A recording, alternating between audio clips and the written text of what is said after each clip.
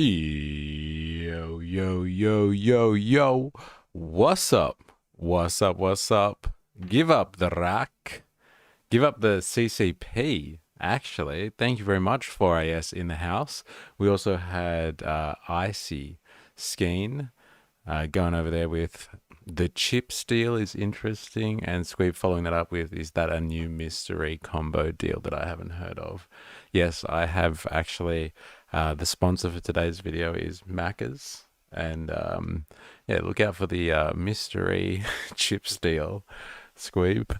I'm sure you would appreciate that. No, we're going to be getting into some very interesting territory, let me just say, in regards to something that I had absolutely no idea was a thing until I found out it was real. Thanks to Avalava in the Discord, sharing some good old propaganda, let me just say. But yeah, this is an idea that has been given to us via the Hudson Institute, an American think tank. I'll let you guess as to what type of think tank that is. But it's this idea that potentially the fall of China is inevitable in terms of the fall of the CCP, not China as an ethnicity or a country, a nation state, but the CCP is going to fall. And I think there is insinuations in the document itself that America will have a hand in that. However, that is not the point of the document. The point is, it's basically a revolutionary document. How do you restructure China after the fall of the CCP? So this is going to be some very interesting territory today. Let me just say, Larps Jeff in the house. Hello, brother. It's good to see you. And thanks for the incredible introduction that you left in the Discord. Something for everybody else to think about. And now the standard has been set. It's definitely not a revolutionary think tank, that's for sure, 4AS. But I've got to say, reading partially anyway, this document, we could actually go through it in much more detail.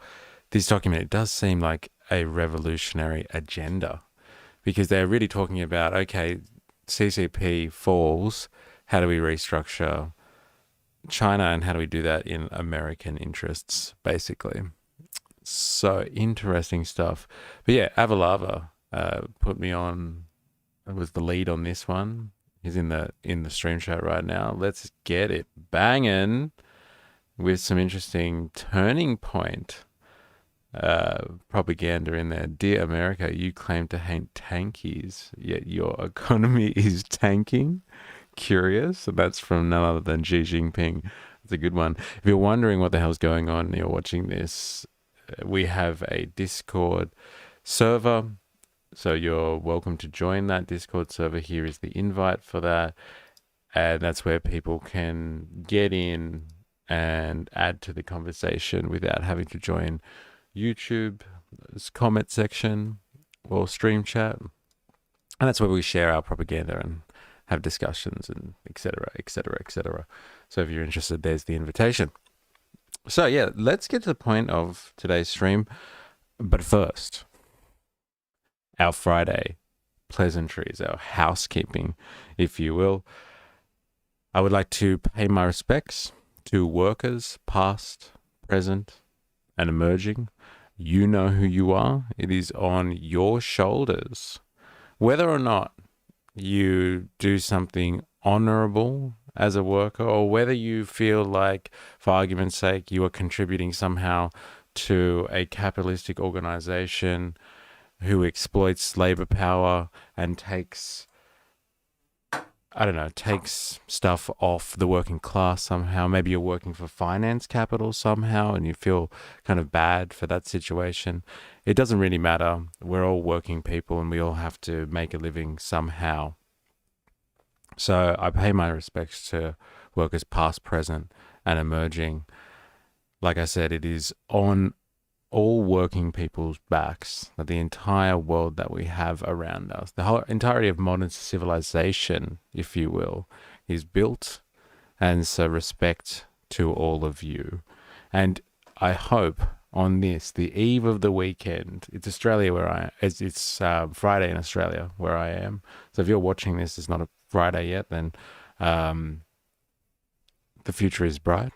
But on this, the eve of the weekend, let me just say, I hope that you enjoy your time off.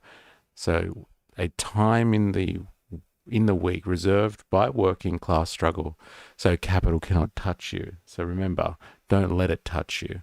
Be free from the way that it inappropriately drags you into its services. That's right. I'm framing it in that way. Capital is kind of like Epstein, and it needs to be, put in a prison somewhere and have the cameras turned off, if you know what I mean. But yeah, I hope capital doesn't touch you over the next 2 days. And if it does, I hope you get some type of compensation for that, some type of benefits or adequate remuneration for having to deal with capital touching you on the weekend. All right, let us get into the main thing. I've just got someone knocking at my front door, so I'm going to go check who the hell that is. So give me 1 second, and we'll be back with the actual theme of today. We're going to be investigating what happens, what the Americans anyway think is going to happen when the CCP falls. Dun, dun, dun. I will be right back. Give me 1 second.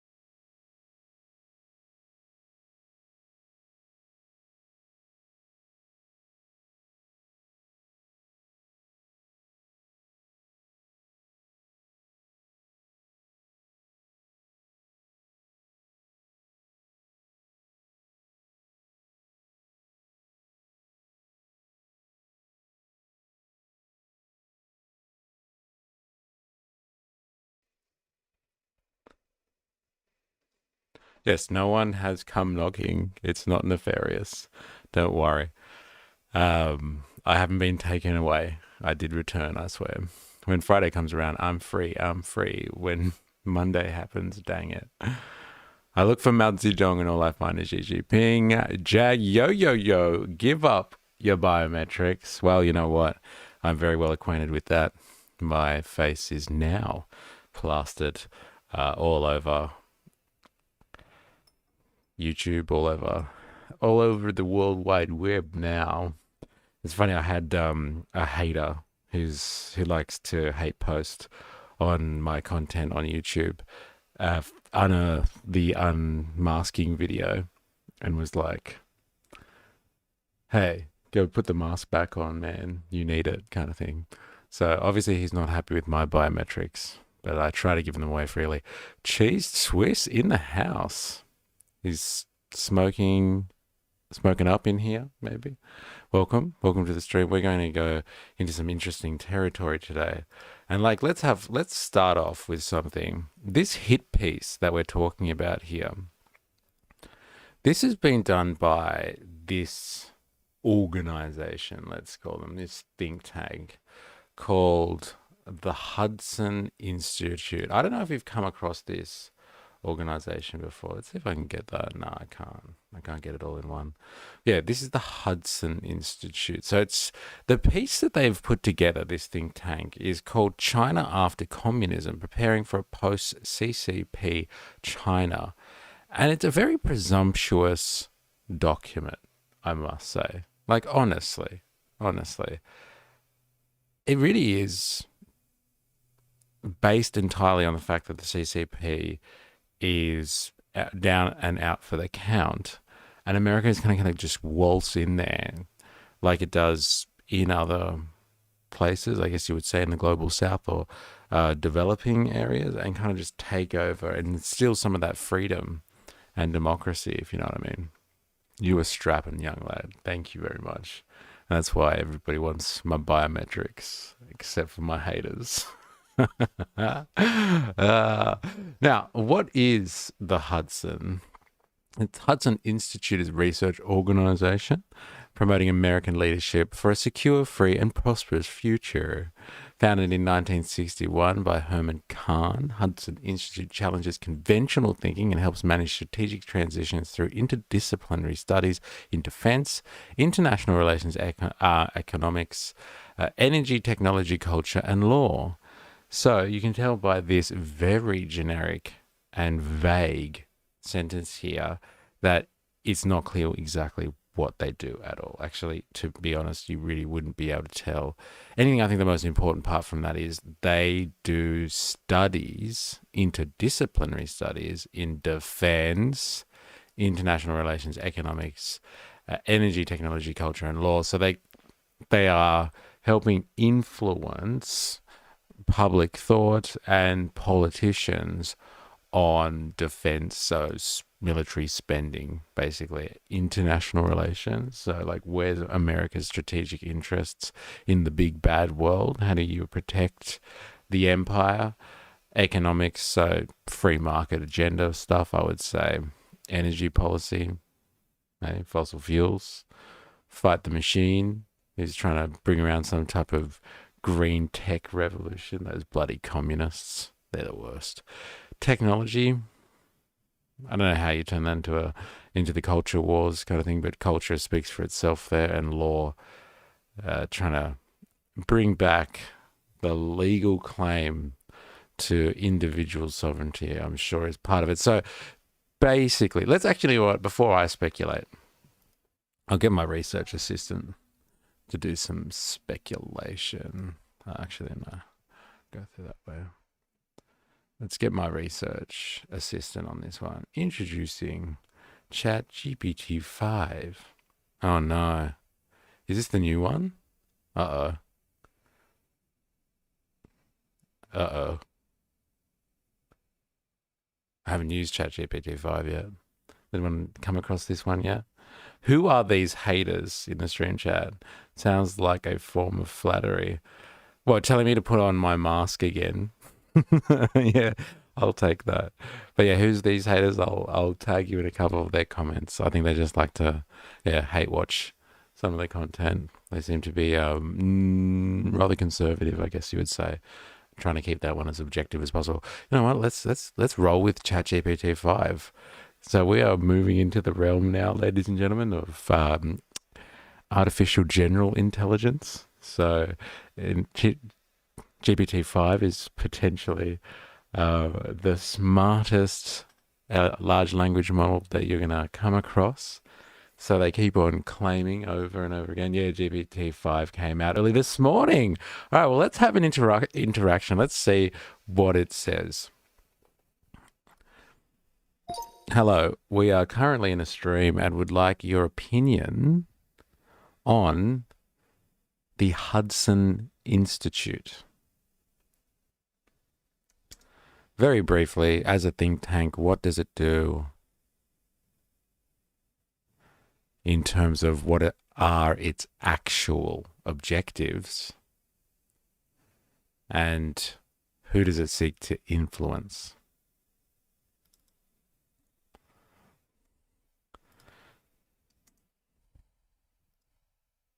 All right, ladies and gentlemen, we are sitting on the event horizon of the singularity here. We're interacting with the most advanced AI we can get our hands on. They be shilling it hard. They're shilling it hard as right now. They really are trying their best. Okay, founded in 1961 by a futurist. There we go, starting off well. You know who helped, who was a merger of socialists, futurists, and I guess you would call them nationalists. But yeah, they helped form Mussolini's fascist party. The futurist element is always really interesting to me, to be honest. Why futurists are so ingrained in forming political parties and political movements. The Hudson Institute is a conservative. So this is, again, I was trying to be objective with my questioning, but it's a conservative leaning, non-for-profit US think tank, yet non-profit, but I'm sure it gets heavily donated to by some important institutions, let's be honest. It's based in Washington, D.C. Its mission is to promote American leadership for a secure, free, prosperous future. Yeah. We already read all that propaganda. Its work is aimed at challenging conventional thinking and managing strategic transitions via publications, conferences, policy briefings, and recommendations for public and private leaders. Hey, so there you go, for the private sector and also for all the politicians out there. If anything, the US knows it is on its last thread and all the rats are trying to flee the sinking ship. Audi futurism, Italy. That's interesting, isn't it? Because this is some interesting mental gymnastics. If we go down your hypotheses there, your statement, Jag, we roll with that one, that it's America that knows it's on its last legs, and this last-ditch effort by the Hudson Institute to say that the CCP is about to fall under its own pressure, and we can get in there and reshape it for American interests. Now, who does it influence? Hudson actively engages and shapes policy through several channels. It frequently hosts high-profile events with policymakers and global leaders, US congressional figures, foreign ministers, heads of institutes, its scholars, many of whom previously held significant governmental roles, Mike Pompeo, Nikki Haley, William Barr, offer analysis and often testify before Congress. It garners media attention and publication coverage that influence opinion leaders and policymakers. Look, I think this is really understated here. Influence opinion, I am sure that they supplant thought leaders or talking heads in the social media landscape like hardcore. There's a lot of influencers out there that have these, intellectuals that come on to discuss at a podcast kind of thing, and it's like some historian looking dude or some academic looking woman, and you're like, why are they talking to this person? And they're just like, so tell me about communism. Well, how many people has communism killed? Like, kind of thing. And then this person is very officially speaking about history in a convincing manner because of their tone and their mannerisms. And it's all people from the Hudson, So the Hudson Institute positions itself as a policy incubator, leveraging its ideological leanings and roster of influence fellows to shape debates, guide decision makers in Washington, and influence broader US strategic defense, economics, and global affairs. I think that's the main thing because, they're big proponents, I think, of the military-industrial complex, and they're big proponents of the free market and global affairs. We're about to look at what they think about global affairs. Ladies and gentlemen, let me tell you. Distract the masses while they pick their pockets. That's a pretty funny analogy. Yeah, that's pretty much it. That's the ruling elite. Just like bureaucrats, China seems to fail upwards a lot. Interesting. Dilemmas, welcome. 85 to the chat. It's good to have you. You too. Icy Skeen. Didn't see you there before. But I noticed that you were commenting before the stream had even started. So thanks for keeping the conversation alive. So that's the Hudson. I've tried to be as objective as possible without being tell us the dirt on why they are an evil conservative organization. but I just wanted an understanding. And yeah, I think it's pretty open that they're conservative leaning. So that's the Hudson Institute. And like I said, they've written something called China After Communism, a presumptuous article or report. It's like a white paper that discusses what to do with China after the CCP. Like, you can't make this stuff up, ladies and gentlemen. So let's get straight into it then. And then we're going to go like kind of back and forth about what this kind of means. And then like, we'll do some further investigations. Like, enough said. Look at like old mate Richard D. Fisher over here, one of the contributors. Hey, like, enough said. And Nina Shea, look at her. A fellow and director of the Center of Religious Freedom. What's that got to do with China? Eh? Whatever. We don't judge until we've read. Then we judge like crazy. All right, so, man, can you guys see that properly? I wish it was in white. That'd be nice. Whatever, we'll take it what we can get. As the Chinese Communist Party, so this is the executive summary for this document, okay? As the Chinese Communist Party strengthens its regime and pursues global dominance, it faces significant complex structural challenges. Domestically, Chinese economic growth is declining drastically under misguided policies, while an aging population and declining birth rates affect the country's labor supply. So let's just stop there for a second. Just remember what the Mr. Fisher, that Fisher Jr. guy looks like a mall cop. Do you have the darker reader browser extension mystery? No, I don't. But like, happy to be led on this one in terms of tech assistance. Happy to be led if you want to read along with me. Do apologize, it's a bit dark. This may correctly make the page dark. We'll get you a link. Thank you. Appreciate it. Much appreciated. Now let's just stop here. Domestically, Chinese economic growth is declining drastically. Now what does that mean? So like over the period of the early 2000s where the Western world was dragging itself and everybody down with it. Oh, I'm doing this through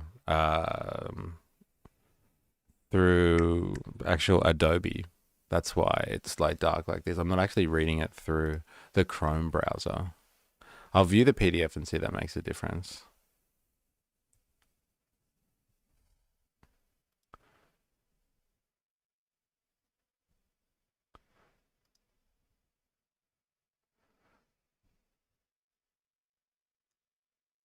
What do I do with it? Dark reader Chrome browser. Dark mode for every website. Take care of your eyes. Okay, let me have a look. I'll try this on for size. I'll do that in the background.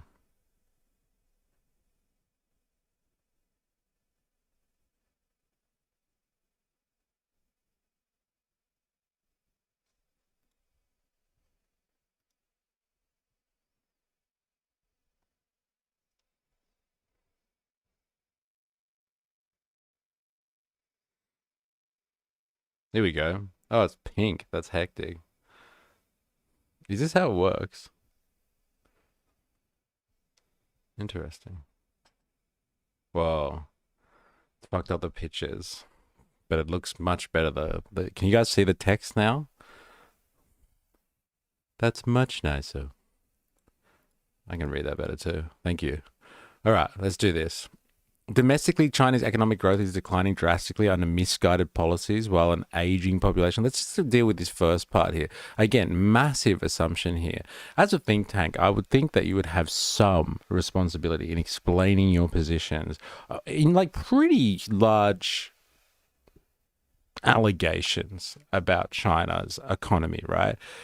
China was like pumping out like 10% growth in the early 2000s, while the Western economy was basically dragging the entire world market down with it because of the global financial crisis and the general financialization of the entire world economy because of general stagnation because the golden years after World War II were gone and neoliberalism kicked in. And so basically, people, Wall Street and financial markets across the world became the way that the capitalist class was going to continue its profit seeking. Seeking is an objective word. Let's say its exploitative profit extraction practices on the entire world economy. He was going to continue to do that through financialization.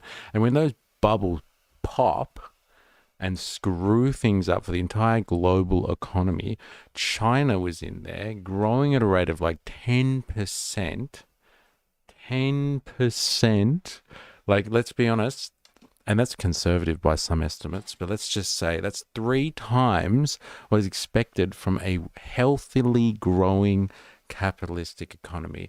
And the investment that was being poured into China as a result of that and the economic growth basically saved the world's economy from going under.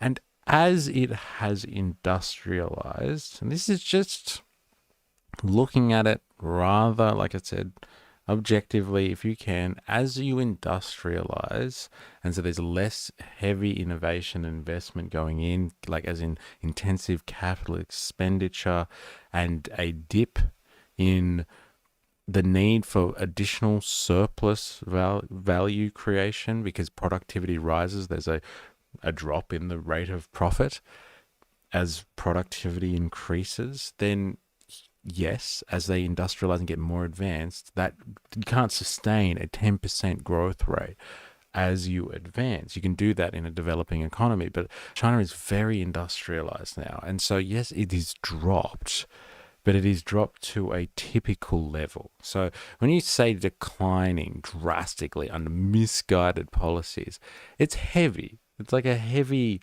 way to frame the conversation. And, this like propaganda watch has started, ladies and gentlemen. We got to learn to write propaganda like this. This is the way you write propaganda. My God. CC, who got CC'd? You got CC'd already? 4IS. China was basically the reason why Rudd and Keynesianism worked during the GFC. Interesting. I can't believe did you get censored for saying what? Rudd and Keynesianism? Or GFC? Far out. That's interesting. Anyway. While an aging population and declining birth rates affect the country's labour supply, consumption, and social security system. Yeah, these are fair enough. It's got declining birth rates. It's definitely got declining birth rates. This will affect its labour supply. But this is a characteristic that is a global phenomenon in the developed world, in industrialized nations. Everybody's got an aging population. Everybody's got declining birth rates, and that's all going to have effect on people's labor supply and whether people can retire or not. It's going to hit consumption, and it's going to put a lot of pressure on social security systems. So, if anything, they should be saying, and for all those countries that don't have proper social security systems, all those developed countries that don't, I'm thinking of one that I know of, the US, they've probably done the right thing because they're not going to have the pressure of a declining and aging population and having to still pay for their incredible social welfare system. I kid, of course. The housing market is in crisis as millions of apartments remain unsold and real estate developers go bankrupt, and high youth unemployment creates further instability. Political corruption in the CCP, bureaucratic inefficiency, and other waste also hinder economic progress and public trust. So, housing market, let's just really quickly, their housing market is used in the exact same way that we use the housing market in the West. If just look at the way that the American media has changed in its conversation about housing in the States over the last few years, no one can afford to buy a home. That sort of stuff has been happening for 10, 15 years in Australia. It happens in New Zealand as well. I'm pretty sure they have the same problem in the UK. We use our housing market as a de facto place to hold our assets and our wealth because no one spends any money developing in productivity anymore, in terms of productive forces. So industry and things that were going to make money in the longer term. So the housing market is used as a dump for excess capital. And so, yeah, I'm not surprised that there's millions of apartments that remain unsold because they dump capital, access capital into the housing market. They make whole cities that have no one in them. This is not unusual, but like, depending on how you frame it, then I guess it does sound a little bit scary. It's like, ooh, millions of apartments remain unsold. Yes, we understand that. Real estate developers go bankrupt. Never happens in Western countries. All real estate developers are fine. They never go bankrupt. High youth unemployment. Okay, what's happening in most of the developed world? Like, there's a large element of overeducated, well, not overeducated, educated youth who are finding it hard to struggle, like, and struggling to get into the labor market.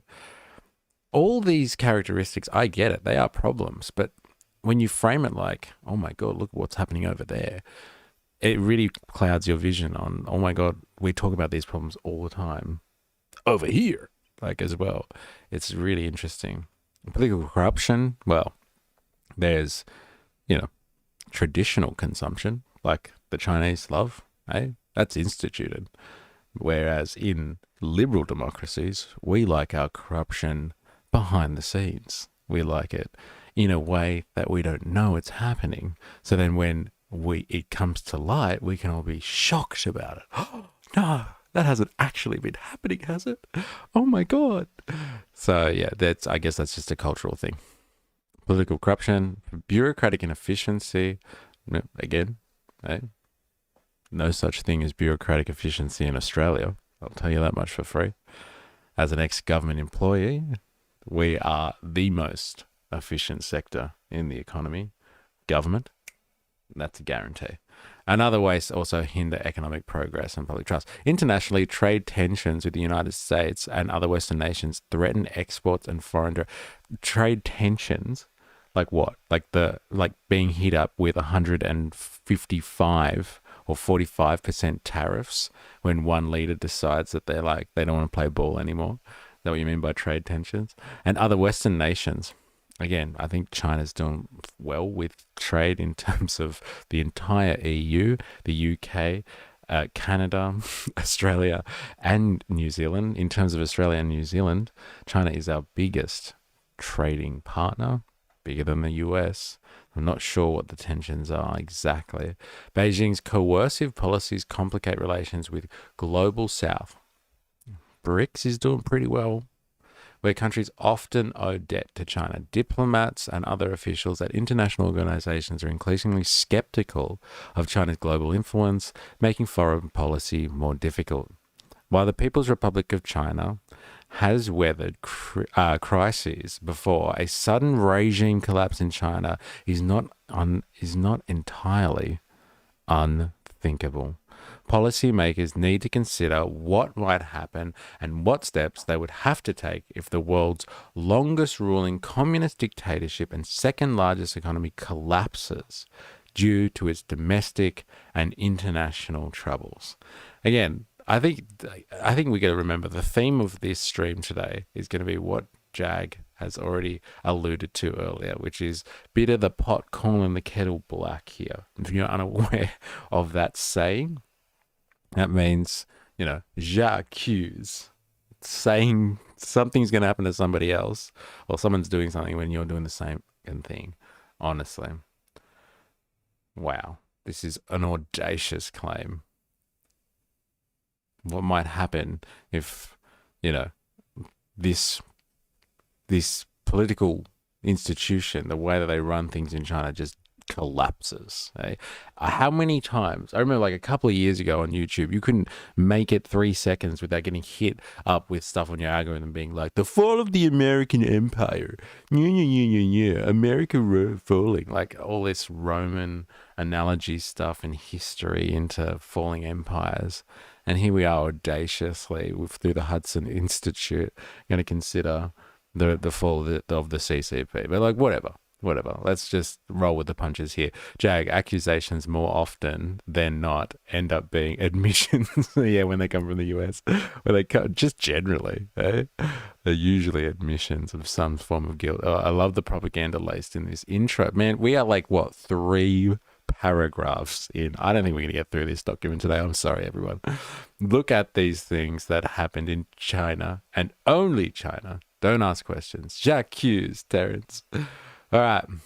With chapters written by experts in military affairs, intelligence, economics, human rights, transitional justice and constitutional governance, this report examines the initial steps that could be taken in the immediate aftermath of the CCP regime's collapse and the long-term trajectory of China might take after a stabilization period, drawing on historical analysis, strategic foresight, and domain-specific expertise. This anthology, so good, describes these challenges as an exercise in possibilities. The different chapters explore how a single-party system collapses in key sectors of the country and how political institutions transform, as well as China's unique political, economic, and social situation.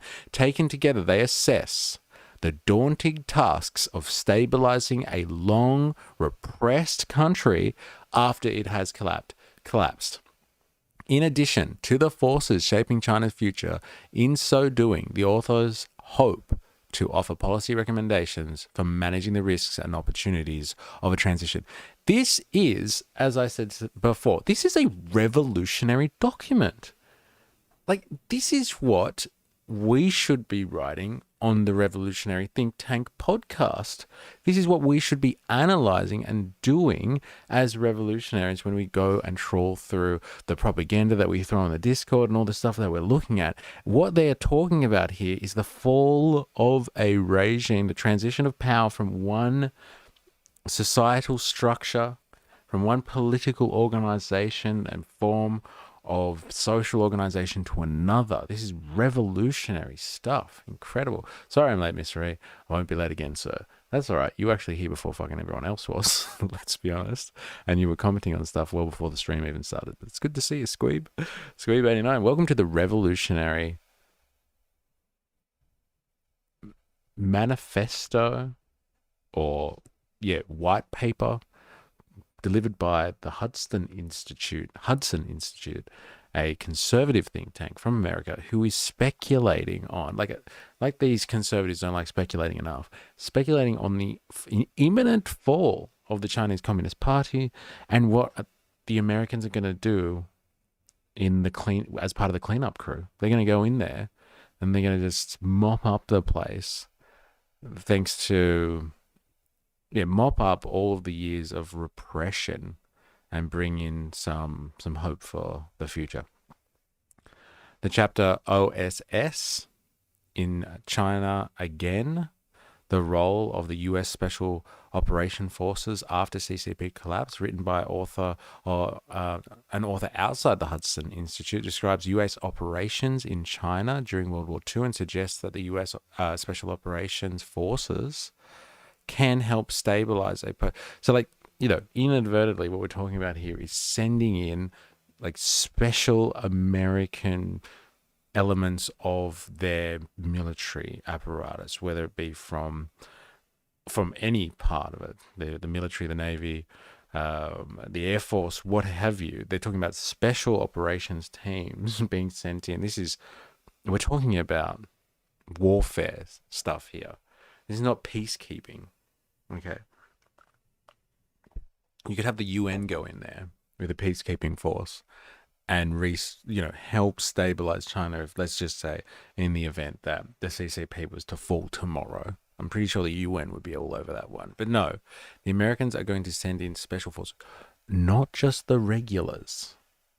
Not the regulars. We are talking about sending in elite soldiers, death squads, killing machines into China at the end here. But let's affectionately just call them special forces. Sorry, special operations forces, SOFs. It sounds much more official. Much more official. It envisions SOF aiding provisional authorities, protecting critical infrastructure and facilitating the peaceful emergence of a new government while working by, with, and through local actors. So read between the lines there. They're going to send in special units, highly trained elements of the defense force to guard infrastructure. So there's some important stuff in China that you don't want to let get into anyone else's control. We'll take that and we'll get the new government working. Puppet regimes never happened in Asia before. Has America helped set up a puppet regime? And then we're going to work with local actors again, probably handpicked by important members of the American political establishment. The chapter also underscores the cultural importance of narratives, historical memory, and symbolic legitimacy in a post-communist transition. God, I hate those commies. I got to give it to the conservatives when it comes to this stuff. While the liberals just sit around and keeping their fingers crossed, they'll just elect a better candidate that will make things better. I know, they're so organized. They're so well organized. It's incredible.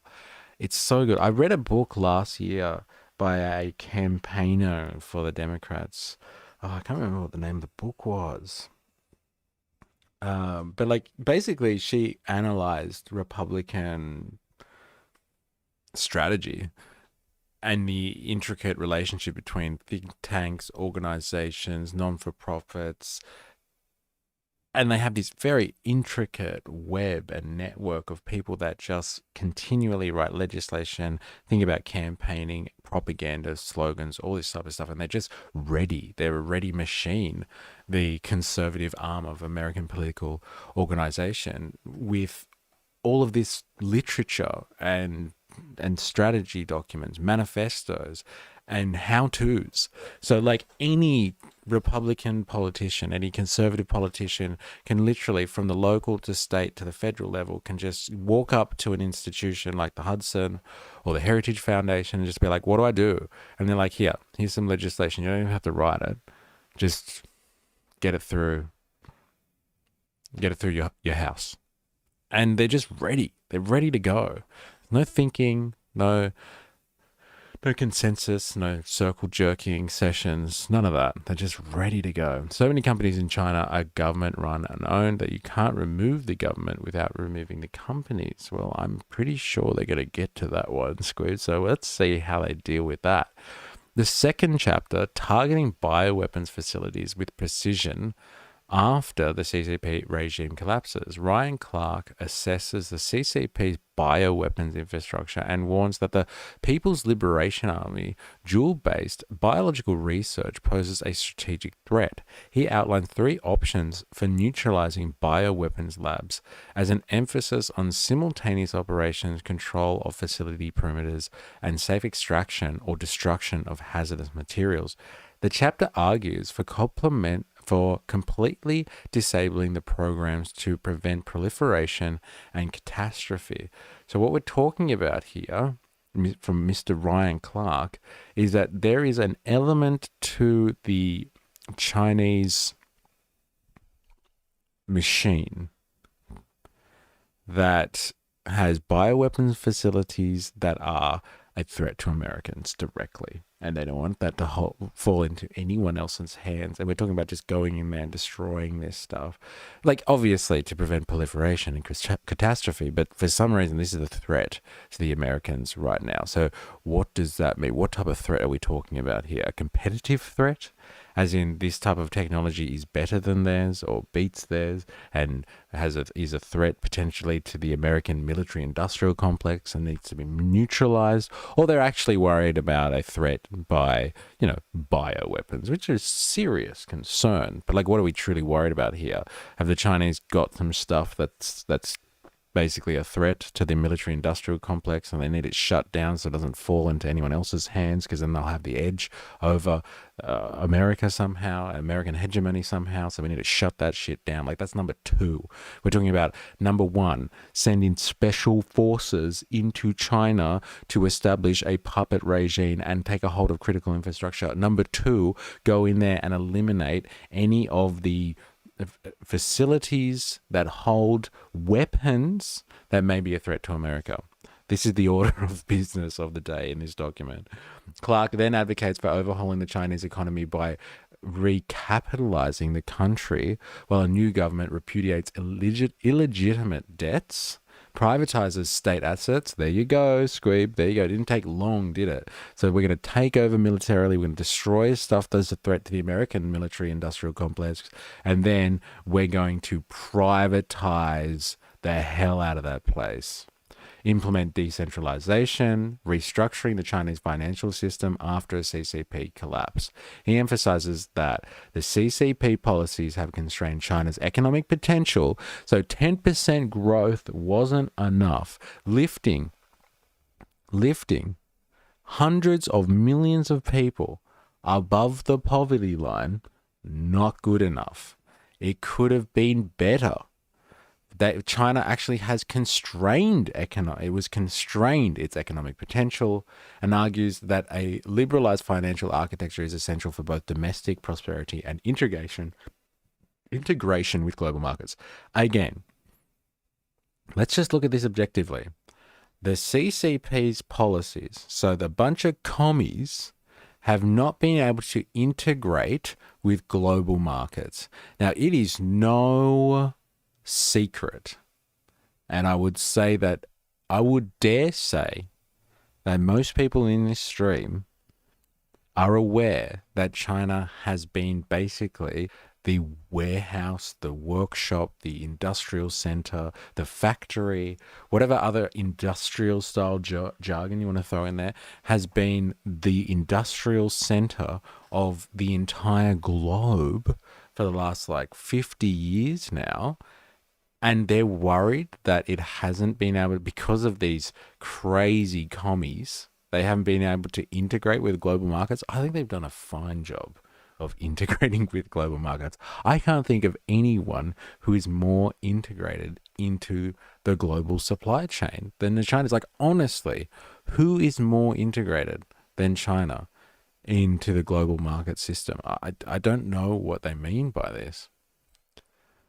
The world needs... David, welcome. Friday streams seem to be your thing. It's good to have you. David, the world needs to realize that there is such a thing as one-party democracy. China and Singapore are perfect examples. Both are governments that prioritize the prosperity of its citizens above all. Okay? And both in Asia. Okay? They have a very, very interesting cultural perspective on governance. And it follows a very Confucian way of looking at the world as well.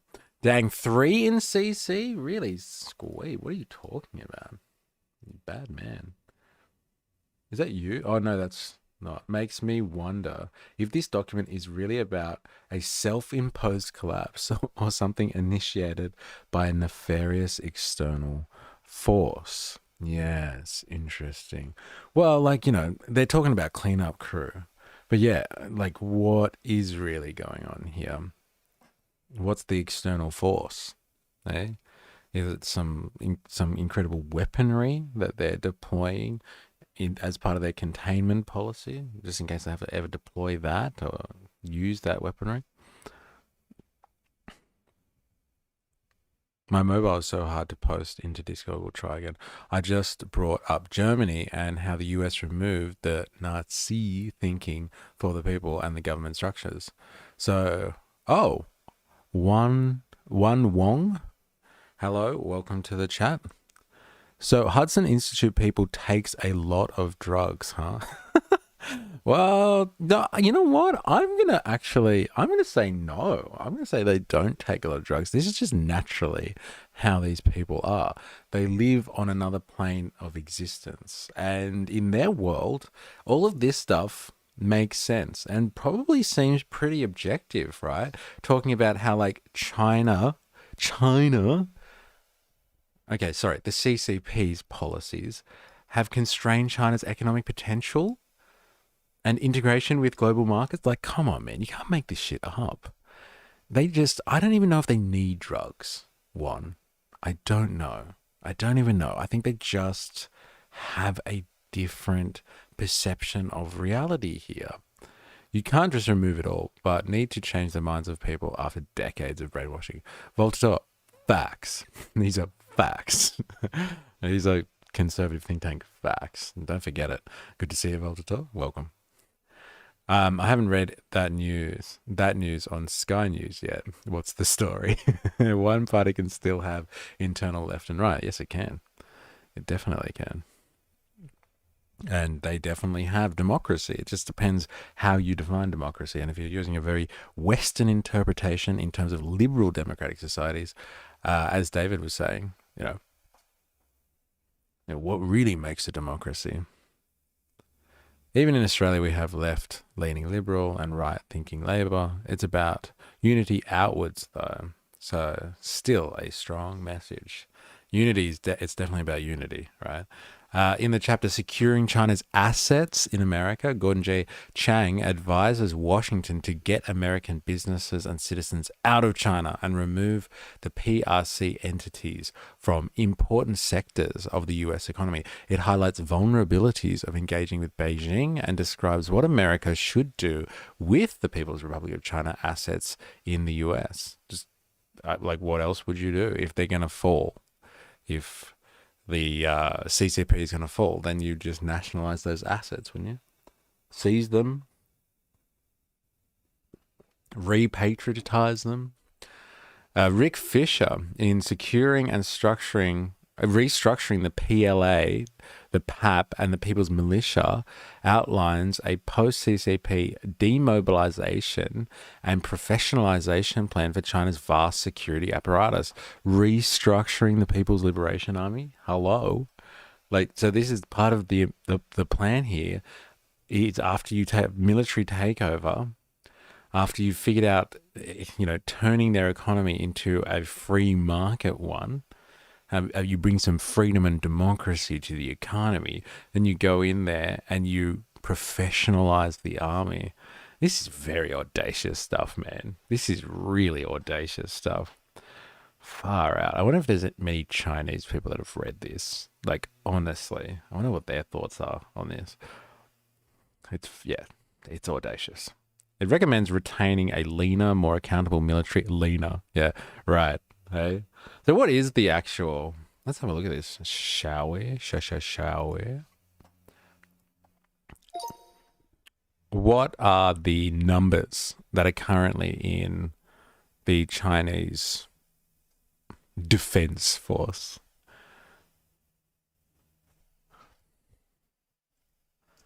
Compared to the numbers of the American Defense Force?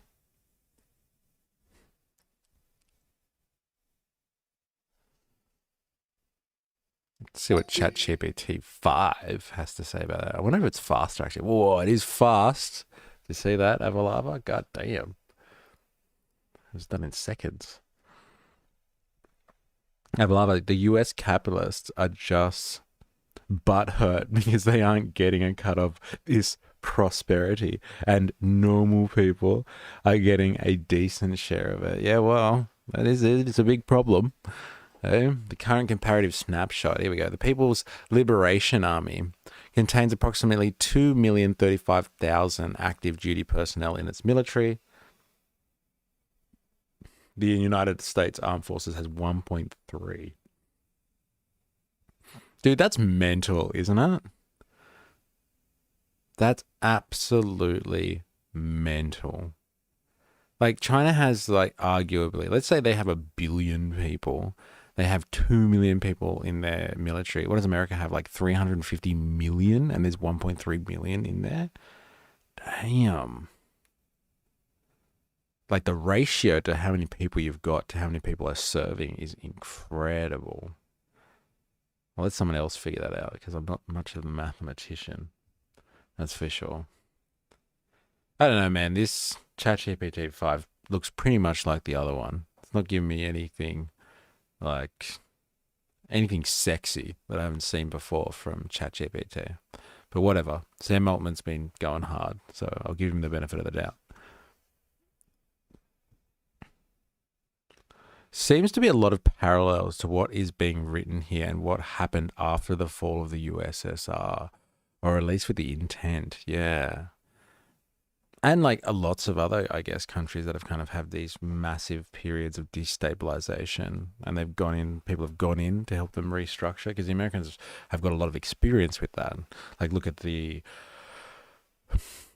what was the program that they called the Marshall Plan after World War II? They basically helped refund the reordering of Europe. They reordered Europe along the Iron Curtain, along the East and West divide. Then they, yes, helped out restructure the USSR. They went in apparently to China as well, helped restructure China after basically the Japanese had to leave, and after the dynasties fell, and it was actually the Communist Party that was taking over. They've helped there too. They've had a good relationship with the Chinese actually in that period. But yeah, taking over the Chinese military and making it leaner and more accountable, focused on national defense and disaster relief, while disbanding units associated with political repression. A Chinese military force without hegemonic ambitions. Fuck, this is rich. Hegemonic, what does that mean? This is really rich. Can help a new government integrate into peacekeeping operations and space exploration partnerships. They want in on the Chinese space race, bro. Hey, they want in. They're not happy. The Americans are pouring a lot of money into the space race stuff at the moment. Pouring a lot of money back into this. I heard just yesterday or 2 days ago that NASA is working on a project to have a nuclear reactor on the moon by 2060. Maybe it's earlier than that. But like, I don't know, man. Putting a nuclear reactor on the moon, that doesn't sound very normal to me. But I'm not NASA. And maybe they have a really good reason for that. But yeah, they want to get in on that space, that delicious space industry in China. Get a hold of that for partnerships. The chapter Spy versus Spy versus Spy. The CCP security and espionage apparatus in the absence of central authority explores the potential fragmentation of the Ministry of State Security and local public security bureaus. It draws lessons from European political transitions, particularly in dismantling secret police networks and opening archives for public scrutiny. Hey, that's what happened in Nazi Germany. That's what you're talking about, Squeeb. Yeah, I saw that. What are they doing? Why do they want to put a nuclear reactor on the moon? I think we could do a whole stream just on that one. Let's get to that. China's already on the dark side of the moon, allegedly. Yeah, always on the dark side. Well, I guess we'll know soon. Once we have a nuclear reactor on the moon, we'll be able to check if China's on the dark side of the moon. In China's autonomous regions and human rights, Nina Shea, who was the religious freedoms expert, discussed the importance of protecting human rights during a transitional period. According to her, the US should intervene to prevent ethnic violence, civil wars, and so, America, world police again, get in there and make sure as the CCP falls, there's no civil wars. We don't want any of that sort of stuff. And political retribution with a special focus on China's 5 autonomous regions. All right, I'm going to try and pronounce some stuff here. Some Guangxi, Xinjiang, Tibet, Inner Mongolia, and Ningxia, maybe. She also highlights the need for. Do you know what the 5 autonomous regions are? I have a distinct feeling that they are also linked to the 5 parts of China that the Chinese Defense Force, or the PLA, they've split China into 5 regions of kind of defense as well. So they actually have different command centers that they have their military broken into, so they can kind of act from those areas and defend based on different strategies and different threat levels. I wonder if that aligns up with the autonomous regions as well. She also highlights the need to measures to alleviate the grievances of other groups, including religious minorities like Christians and the Falun Gong. I've heard, and I don't know about if anyone else has heard this, but the Falun Gong is some American-led conspiracy, like the issues with the Dalai Lama in Tibet and all that sort of stuff. It's all fueled by the CIA to help undermine Chinese sovereignty over certain parts of China and stuff like that. But, who knows? Who knows? Anyone want to shed light on that one for me? The author of How to Initiate a Truth and Reconciliation Process in China describes how China can only move beyond past evils through the investigation and public discourse of those crimes. The chapter recommends establishing a National Truth and Reconciliation Commission modeled after South Africa's. That's interesting. And argues that peacefully transitioning to democracy will be difficult without forgiveness and reconciliation. A final chapter, a constitutional convention plan, focuses on, this is interesting. I think this is the revolutionary part. You know what I'm talking about, 4AS. Look at this. The final chapter, a constitutional convention plan, focuses on how a post-communist China can establish a constitutional democracy, how we can bring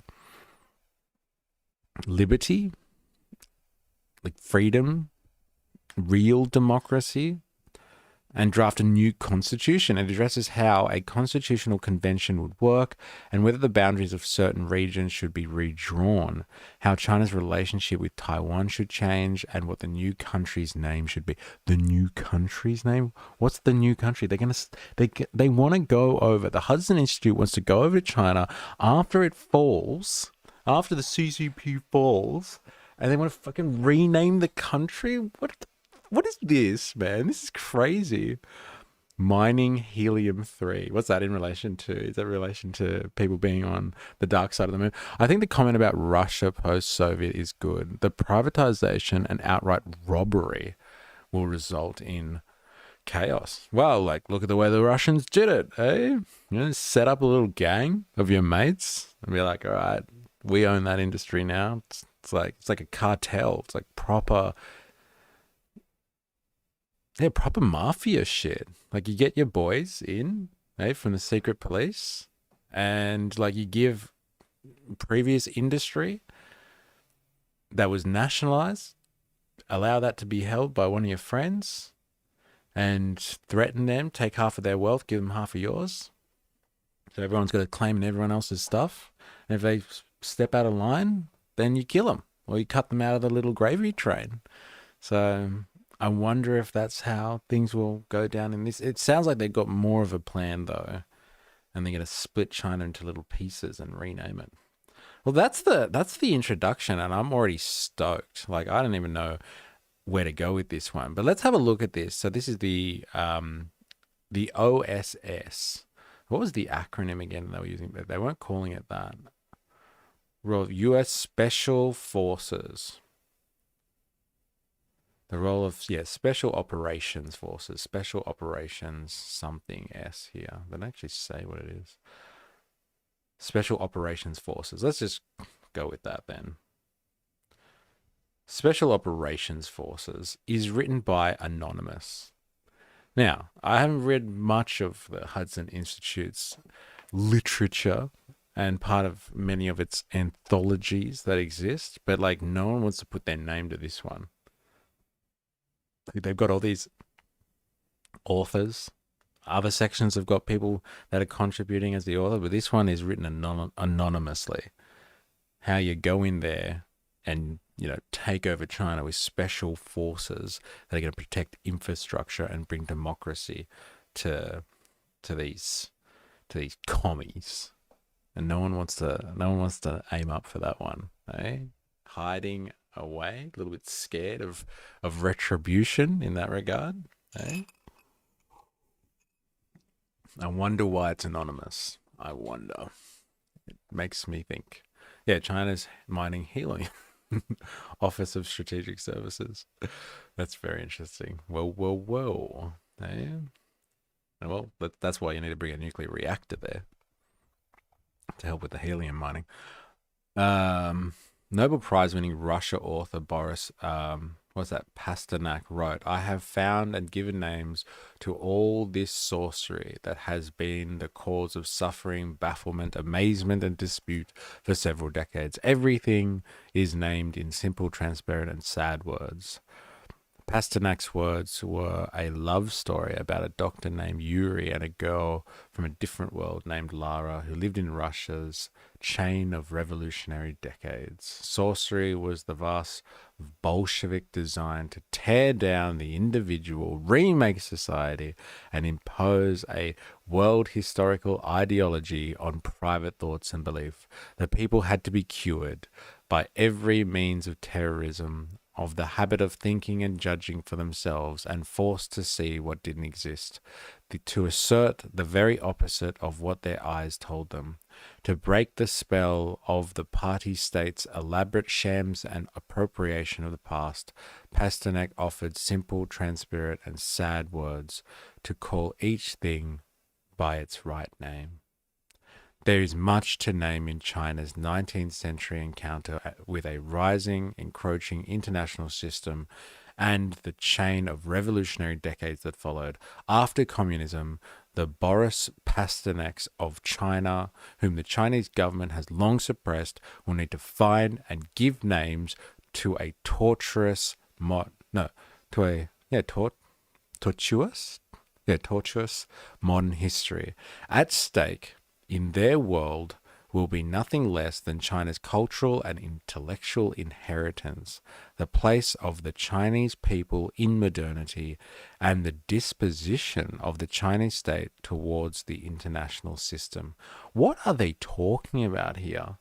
Are they just really just trying to... Like, this is just propaganda. Like, it's not even really that objective. Like, for a think tank, this is really... Oh my God, this is what happens in revolutionary communist countries, totalitarian regimes where they wipe people's identity from them and tell them how to think, what to think, and how to live. And we must go in there soon and give them back their freedom. Like Pasternak, they will continue to task that an earlier generation of reformers and intellectuals began, a Marxist-Leninist revolution interrupted, and a totalitarian state commandeered. They will imagine Beijing as Pasternak once contemplated Moscow, not only as the stage of events, but as the main protagonist of the long story, portending freedom. No government can ever prescribe the right names or correct interpretation of the past.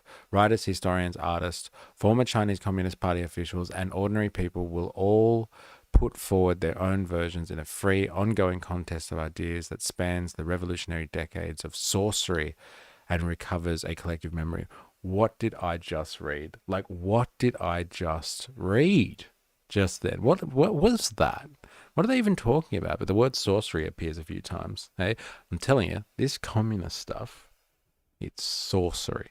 Absolute sorcery. And it's just it's assailing the hearts and the minds of people all over the world, and it's got to be dealt with by conservative think tanks primarily. They will help rid us of not just the woke mind virus, but this evil communism too. Jerriger's in their house. Welcome. The OSS is basically the old name for the CIA. Ooh. Sorcery. Sometimes I wonder if people are even on this planet. Well, I don't know. There are claims. There are claims that these people are on drugs. But like, yeah, on this planet, are they part of the same form of reality that the rest of us are? This is something else. Now, you know what? I'm going to take a break from this for a second to go over and see an article that's kind of taken aim at the Hudson Institute over this one. Now, they give us a very interesting thought experiment. So this is from Counterpunch. I don't know if you've ever heard of this media outlet. Another recommendation from Avalava, which is just absolute gold on this Friday. Let me just tell you that much for free. But yeah, this is Counterpunch, and they seem to be a left-wing organization, and they've taken aim at the Hudson Institute over this one. So let's have some context here. We've just heard quite emphatically how the evil CCP, based on its Marxist-Leninist heritage and revolutionary culture, has stolen China from the sovereign individuals that exist in that nation state, and has stolen it insofar as it's created this problem for them, and they would look to argue that that wasn't the original intention of the revolution, and some evil authoritarian figures have actually taken over and departed from the original Marxist-Leninist vision for communist China. And so really you can't blame anyone for what has happened. It's just a bunch of authoritarians that have come in and destroyed the revolution, the true value of the revolution. So this is the story we've just gotten. China's going to fall apart because of its demographic situation, and the whole country's built on a lie, apparently, built on a revolutionary lie, and it needs to be dealt with using the American military primarily to go in and stabilize the country, and then at gunpoint effectively restructure the country. Now let's have a listen to this interesting thought experiment, if you will. If you will be so kind. Let's listen to how they frame this. Imagine, okay, it's the summer of 2025, and the United States has been surrounded by foreign military bases. The bases have been built by some antagonistic country on the other side of the world that drones on about the inevitability of war. Leaders of the nation pump billions into their military, drumming up advanced AI weaponry, building long-range ballistic missile systems targeting the most populated US cities, and sending thousands of troops to the Caribbean in preparation. Large-scale war games are being held throughout the region, including drills that simulate nuclear war on the US in the next 2 years, they say. War is coming and we need to be ready. Meanwhile, back on domestic soil, the nation's top thinkers gather to plan the collapse of the US government, releasing a 120-page document outlining the steps to take after the war leaves nothing but dust and instability behind. But wait, you don't need to imagine. That is happening, just not to the United States. Now, let's just go back here and tick off the list of the things that are, potentially happening that we have talked about here.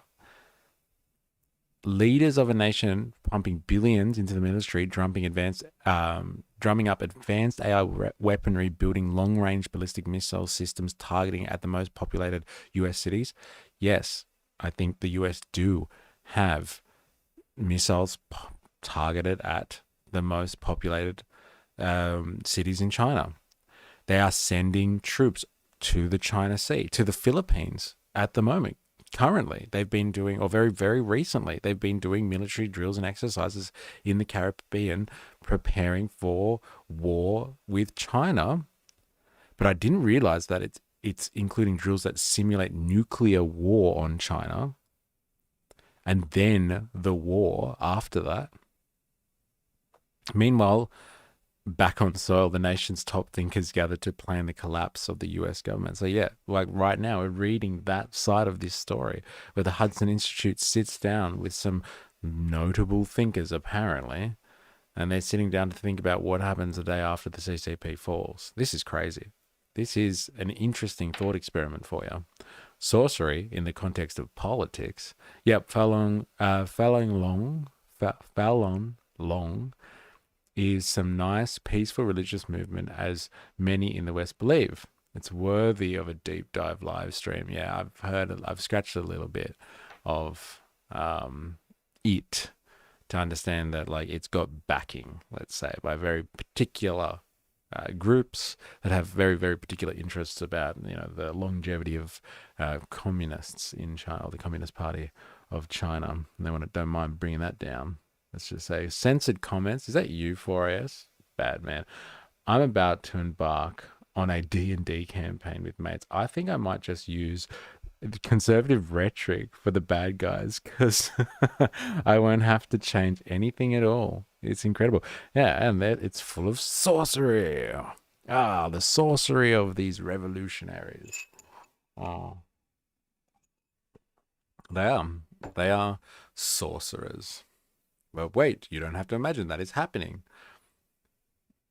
Okay, where's the US has built 300 military bases in the Asia Pacific, installed long-range missiles systems pointed at China's largest cities, and held joint war exercises with regional allies, simulating nuclear war with China.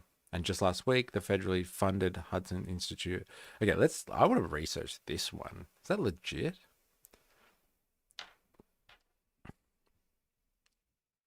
Come on, my research assistant, tell me more.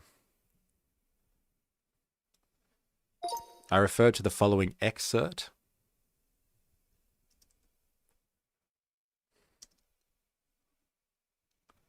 That is...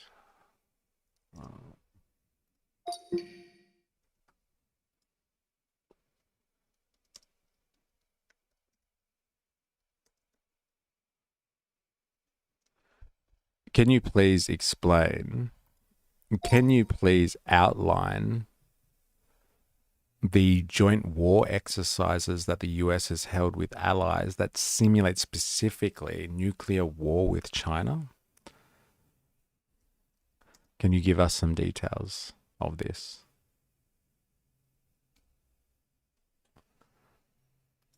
That's a crazy level of detail, isn't it? One Wong. Am I saying that? Can you tell me phonetically how to pronounce your name? There's a good reason the Hudson Institute piece is anonymous. The writer died of shame after writing it. I don't know, man. Hey, obviously, there's not enough shame in that institute, because they'd have a high death toll over there. I would say the Hudson Institute, would have a high turnover. Anonymous. Hey, what do we know? Resolute Force Pacific. Yeah, this is the one. I've heard about this.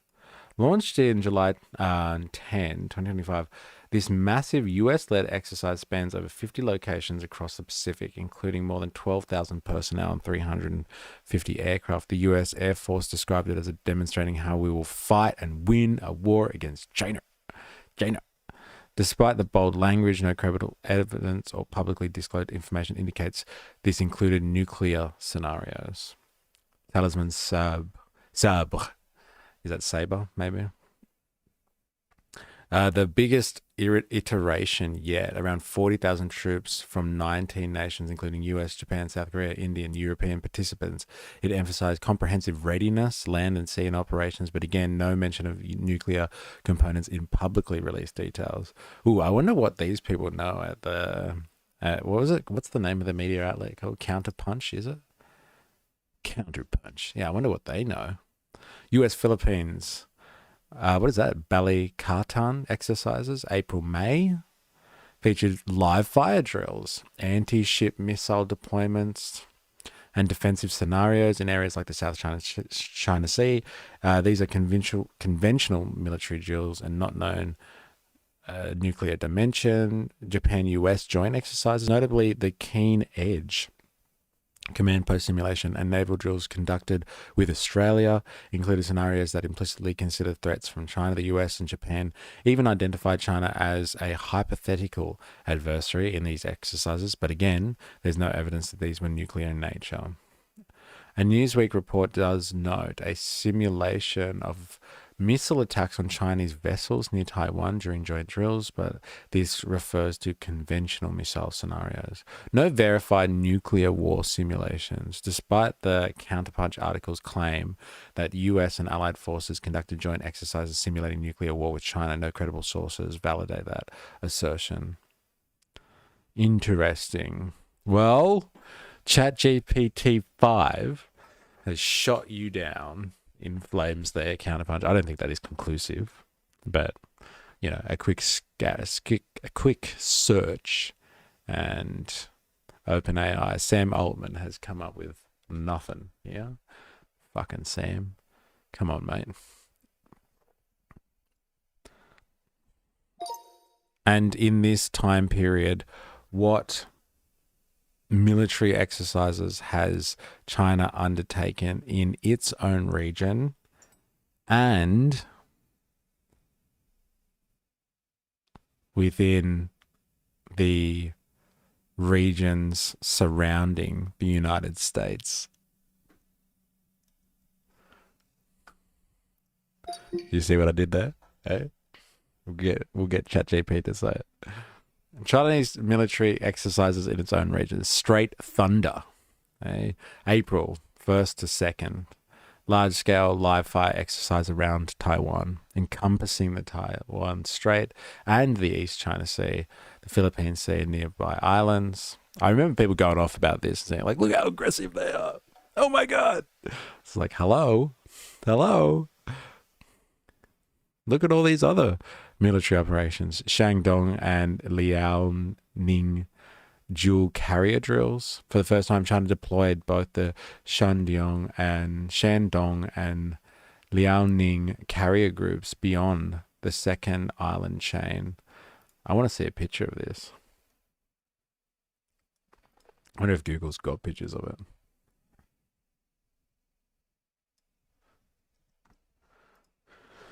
Ah, Google, what would I do without you?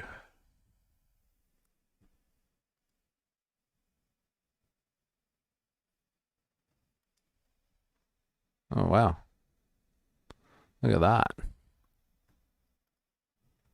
Nice. China's aircraft carrier.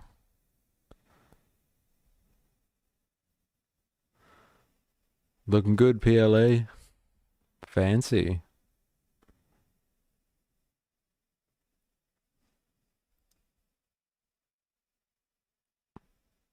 There's no secrecy in the age of satellite footage, is there? My God. Okay, where were we? South Pacific naval operations. Chinese vessels conducted drills in the wider South Pacific, including task force movements that alarmed both Australia and New Zealand. Joint China-Russian naval drills in the Sea of Japan. Two powers conducted joint operations, including artillery, anti-submarine warfare, air defense, and disruption near Alaska. A notable 2024 incident. I want to ask about this because Australians have been going off about this. I want to know if it's true. Apparently, the Chinese circumnavigated Australia, potentially even New Zealand. Apparently, the Chinese Navy held an operation or an exercise where they circumnavigated Australia and potentially New Zealand as well, which caused some controversy.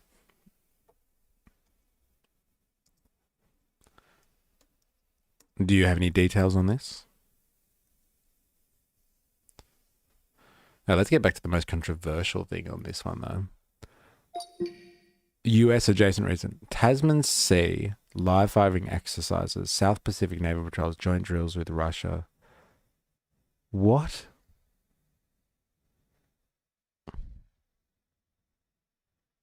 Tasman Sea? In the Tasman Sea between Australia and New Zealand. That's not near America. South Pacific naval. Chinese vessels conducted drills in the wider South Pacific, including task force. Alarmed both Australia. Joint. That's it? That's what's near America? Disruption near Alaska. The Chinese and Russian aircraft flew in close proximity to Alaska.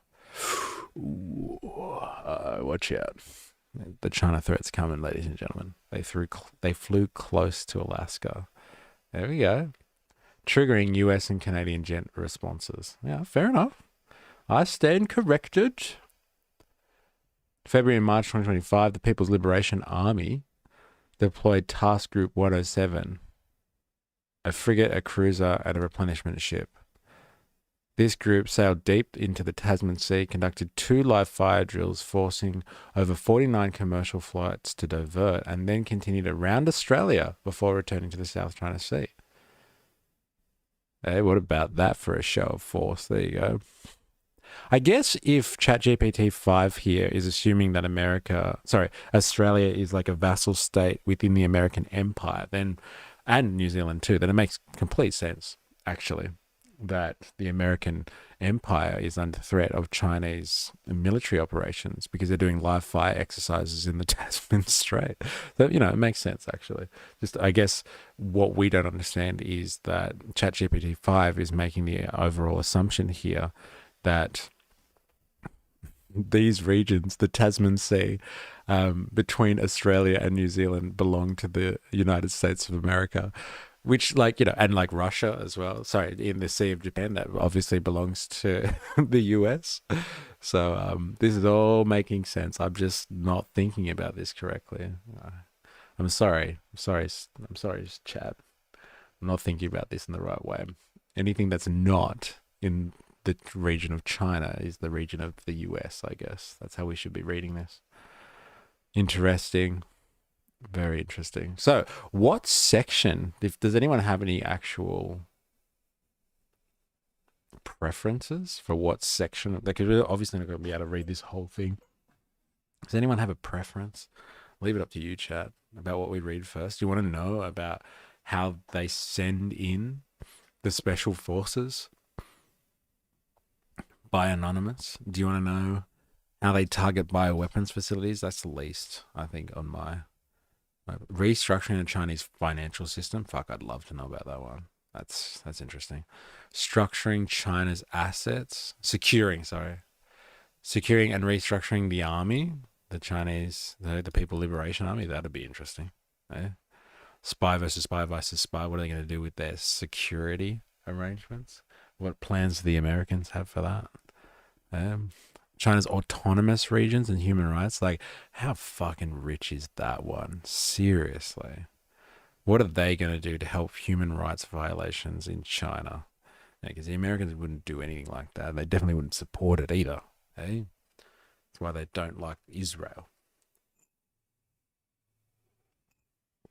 How to initiate a truth and reconciliation process in China. So basically, I think what you were talking about before, Squeeb, is like how to basically re-educate the Chinese population who have lived through years, generations of communist propaganda, and think that China should have its right to choose its own political organization and destiny outside being forced down a liberal democratic Western system like much of the rest of the world has to deal with. And a constitutional convention plan. I really want to do that one. I would like to know what plans they have for America. Well, it looks like everyone's really eager, and everyone just calm the fuck down in the chat. You're going a bit psycho today. I guess I'll make a choice then if no one's got any preferences. Let's have a quick look at the how is the military going to come in and restabilize China quickly. Let's continue with that one then, shall we? After they've given us that beautiful speech. Constitutional plan. Yeah, I know. I want to do constitutional plan too. I'm going to just see what they have planned militarily. And then I want to see how they're going to revolutionize China. Let's be honest. While CCP sorcerers, oh my God, it's fucking hilarious. While CCP land and the sea, while CCP sorcerers slept during the fleeting period of frankness in the 1980s, one interpretation that made it past state censors to be broadcast on China's central television was called River Elegy. The documentary depicted a land of yellow loess sediment in the interior of the broad continent. The river ran through it and carried the world's heaviest silt load. In cycles, this river nurtured and devastated the civilization born on the flood-prone banks. Its people came to view the world in cycles of flood, life, and death, and the rise and fall, and sowing and reaping the seasons. They worshipped the dragon, an amalgam of symbols representing life, death, and rebirth. What are they going on about? Jesus Christ. Oh my God, they're going through Chinese history. Ah, really? I'm not gonna go to the Hudson Institute for a history on China. I'm sorry. Man, they're going through everything. The Boxer rebellions in here, the actual Chinese revolutionary, the KMT attacks, Chiang Kai-shek. They're doing it all. Wow. I wonder if they speak about the actual Chinese revolution. China post, revisiting the past. Oh God. Do you really want a history lesson from these guys?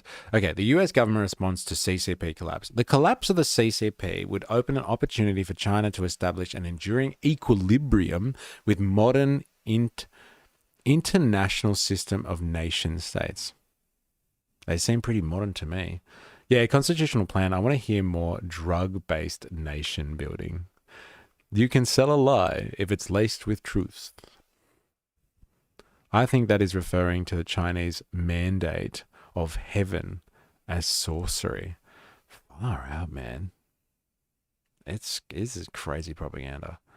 God. China would at last continue what the CCP had interrupted over a century or more. The self-strengthening movement that the hopes of reformers and modernizers of the 1890s, the May 4th movement in 1919, the democracy movement in 1989 to reconcile China with the world, the modern world. After the collapse of the CCP, the United States should unabashedly support the aspirations of the Chinese people to be free, and to find a lasting place in the modern world. Like they're in the modern world. What are you talking about? Like the modern world wouldn't be here right now as we know it in the 21st century if it wasn't for China. Their modern economy might not have survived past 2008. As much as possible, US policy should operate with and through the provisional government of China. Otherwise, it would repeat the pitfalls of the past, another uninvited imposition of ideas across the sea. US policy, so rich. US policy, while supporting an international maritime system, should not again overlook the land. China, after communism, needs to be sovereign, legitimate, strong, and free for the sake of international security. US government contingency plans corresponding to a CCP collapse should follow this principle. Are they saying that because China has a communist party in control, they're not sovereign? Because I'm pretty sure they have sovereign rights. People trade with them. They're part of the UN. They're part of the World Trade Authority organization. Sorry, I think they're recognized as sovereign. Phase O. Long before the CCP's collapse, US government agency. Okay, are you listening to this? This is where the rubber hits the road. This is where Project 2025 comes in terms of phase 0. So before the CCP collapses, this is what the Americans want to do. This is the now. Okay, this is what's happening now. We've been reading it in Project 2025. Their funding of propaganda abroad to kind of undermine the Chinese Communist Party, how they're going to be using their technology as well through AI, etc., to try and bring down or undermine the Chinese adversary, the Chinese Communist Party. Long before the CCP's collapse, US government agencies should launch a steady campaign of strategic messaging, public diplomacy, information operations, and covert influence. They're calling it out. You know when like people look at you weird when you talk about like how the CIA has gone into countries all around the world and destabilized governments and basically, destroyed the political sovereignty and autonomy of other countries, and people look at you like you're some crazy conspiracy theorist. Like, here it is. Here it is. We should be, like, the US government should launch a steady campaign of strategic messaging and covert influence. Their aim should be reinforce the partitions between the party and the state, the party and the armed forces, and the party and the people. They basically drive division amongst all of these elements of Chinese society. These partitions, however slight, will prove instrumental to a tenable state military and society after the fall, maximizing the likelihood that the party's collapse does not also bring down the rest of China with it, because we need China because it's a valuable resource. We don't want to completely destroy it. We want to exploit it for everything that it's worth, and we can't get in there when that CCP controls everything. We want access to that market. Damn it. The capabilities of US Special Operations Force are well suited to this task in concert with the US Department of State.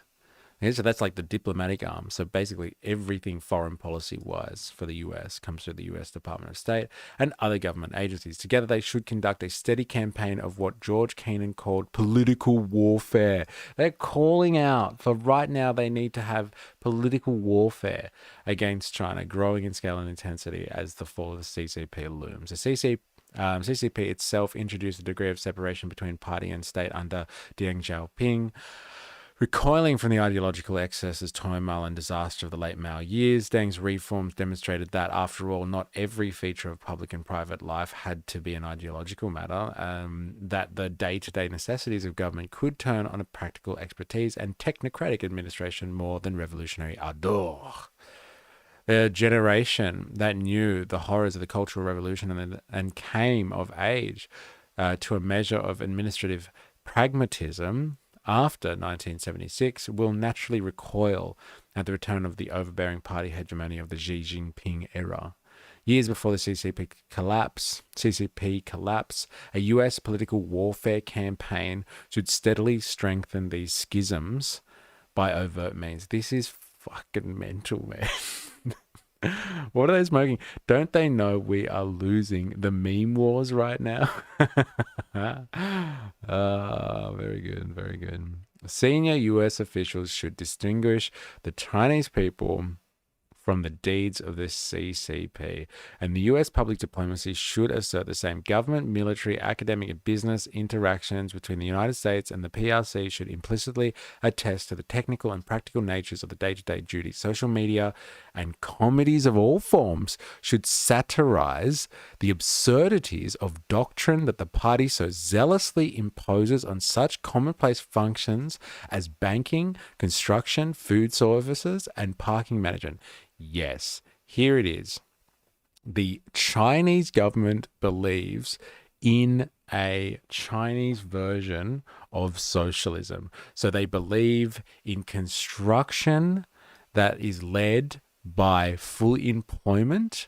They believe in state centralized banking, as in the sovereignty of the state over the banking sector, as opposed to the other way around in the Western system, where you have independent banking institutions and largely private bank holdings that control monetary supply. They also believe in, servicing people because they need to eat, and parking management. Like, what is this? That's zealously imposing ideological doctrine, is wanting to feed people and make sure you can control money supply and construction. Other covert and clandestine methods should sow distrust between the party and the People's Liberation Army. Oh my God. This is really audacious stuff. Except during the heady days of the revolution, no one ever wanted to contemplate Karl Marx, Vladimir Lenin, and Mao Zedong all the time. Yeah, those guys, they're the worst. This is hilarious. The CCP's steady encroachment on everyday life will provoke cynicism, dysfunction, and ominous recollections of the pitfalls of the one-man rule.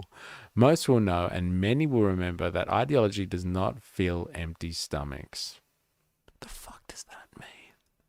A US political warfare campaign to create vital distance between the party and the state will find fertile ground in Xi Jinping's China. Wow, this is something else, man.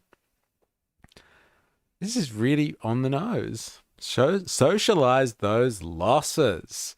Capitalize the gains, baby. Oh, yeah. The lack of self-awareness is just funny. I don't know. It seems too obvious for them not to be serious about this. Like, if you understood like how bad like this is, like optically, just like how, like I don't even know what to say. Like it's just they're not even trying to conceal anything with this. This is an overt attack, and they're calling out political warfare. They're waging. They're talking about waging war. This is a declaration of war. I can't believe it. These information operations should sow doubt in the CCP's presumed monopoly on the past, the obsession, paranoia, and meticulous with which the CCP guards its doctrinal interpretation of history and similar staples inside the PRC. The party's strident and ubiquitous information apparatus does not exude confidence, but suggests it has something to fear. Yeah, other people interfering with the state, like a large adversarial entity like the US empire that says stuff like this. Hey, we've got to undermine the party at all costs, would probably make them not confident and want to kind of double down on controlling the conversation within their firewall. Seriously, the US Special Operations Forces can exploit the CCP's absurd and elaborate propaganda enterprise to highlight its insecurity and expose the international operations of the United Front Work Department. Concurrently, the US Special Operations Forces should expand combined training and operations with Taiwan's Political Warfare Bureau, stressing Taiwan's example as a proof to populations inside the PRC that different dispensation is possible. Wow. Phase 1. What will remain after the CCP's demise? All right, so we jumped from like all-out political warfare and propaganda campaigns to what happens after they actually fall. Despite the ardent time worm assertions of party propagandists over the years, there can be a new China without the CCP. The very organs of central, provincial, and local government that the CCP cultivated after 1796, in substance more technocratic and bureaucratic than ideological, will serve as a bridge between the rising power and the dying one, enabling the country to function. A provisional state council and subordinate central military commission will form among these remnants, composed of former CCP members. It will be necessary and useful intermediate stage, but the CCP's regime of the mind and instruments of political work should be left behind. So they're going to allow people of like former CCP members to set up a new central military commission under US oversight, I'm sure. That's crazy. Matt Bond, I have arrived. Welcome to the stream.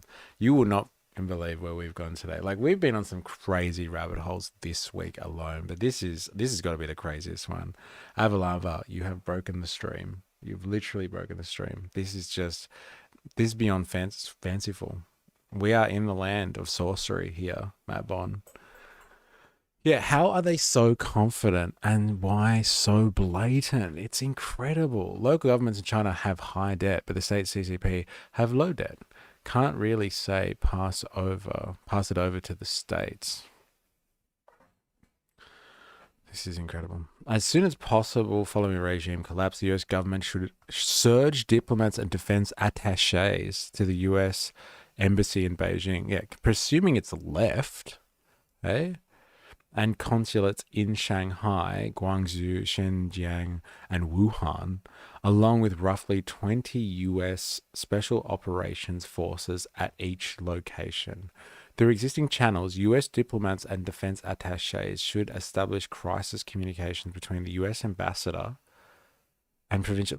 It's all under US auspices. It will be between the US Department of Defense and the Central Military Commission. They're going to set up a Central Military Commission in China, coordinated by US diplomats and attaches in various important cities. And they're going to consult with the US Department of Defense. The US military is going to help coordinate with the Central Military Commission in China. So it's basically going to be a US military state in phase 1. In these initial engagements, the US the United States should offer humanitarian assistance as the contingency requires, diplomatic recognition of the provisional central government of China, and an intelligence sharing agreement to warn of opportunistic incursions along China's land borders. It should propose 3 urgent lines of effort for the provisional government, which the newly formed Chinese military will carry out. Wow. And the US Special Forces will assist. So that's what the special forces are to go in there. They're going to work. So you need highly trained special forces, not just the regulars, but you need special forces to go in and fight with the Chinese military, because the Chinese military, this new centralized military commission, cannot be trusted. But it's not going to be as sophisticated as the special forces. And so, you can keep them in check.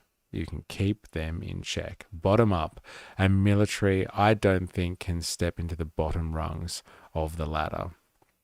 Oh, they're going to set up some type of military state here. Border security, humanitarian assistance in an affected area, and safeguarding the weapons of mass destruction. Basically, China's got a fully sick nuclear arsenal. They're going to have to go and guard that shit so it doesn't go missing. There'll be a few terrorist organizations who have to get their hands on that stuff.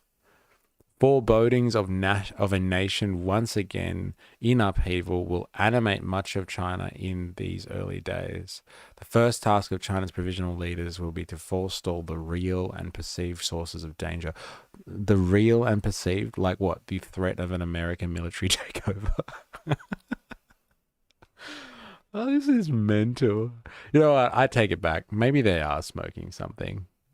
That one was too much. The first task of China's provisional leaders will be to forestall the real and perceived sources of danger, buying time for a new polity to emerge. They want to forestall the real sources of danger. So you're saying the first task of the Chinese provisional leaders will be to rally these people to fight against American influence. You didn't think that one through, did you, Hudson Institute? It's not worth reading. Just fictional what if scenarios that aren't based on reality. Well, I don't know, man. Far middle. Come on. This is a legit document. This is the Hudson Institute. They're pretty influential in American politics. They are putting some thought to what to do with the CCP, to do with China afterwards. It seems fictional. It really does.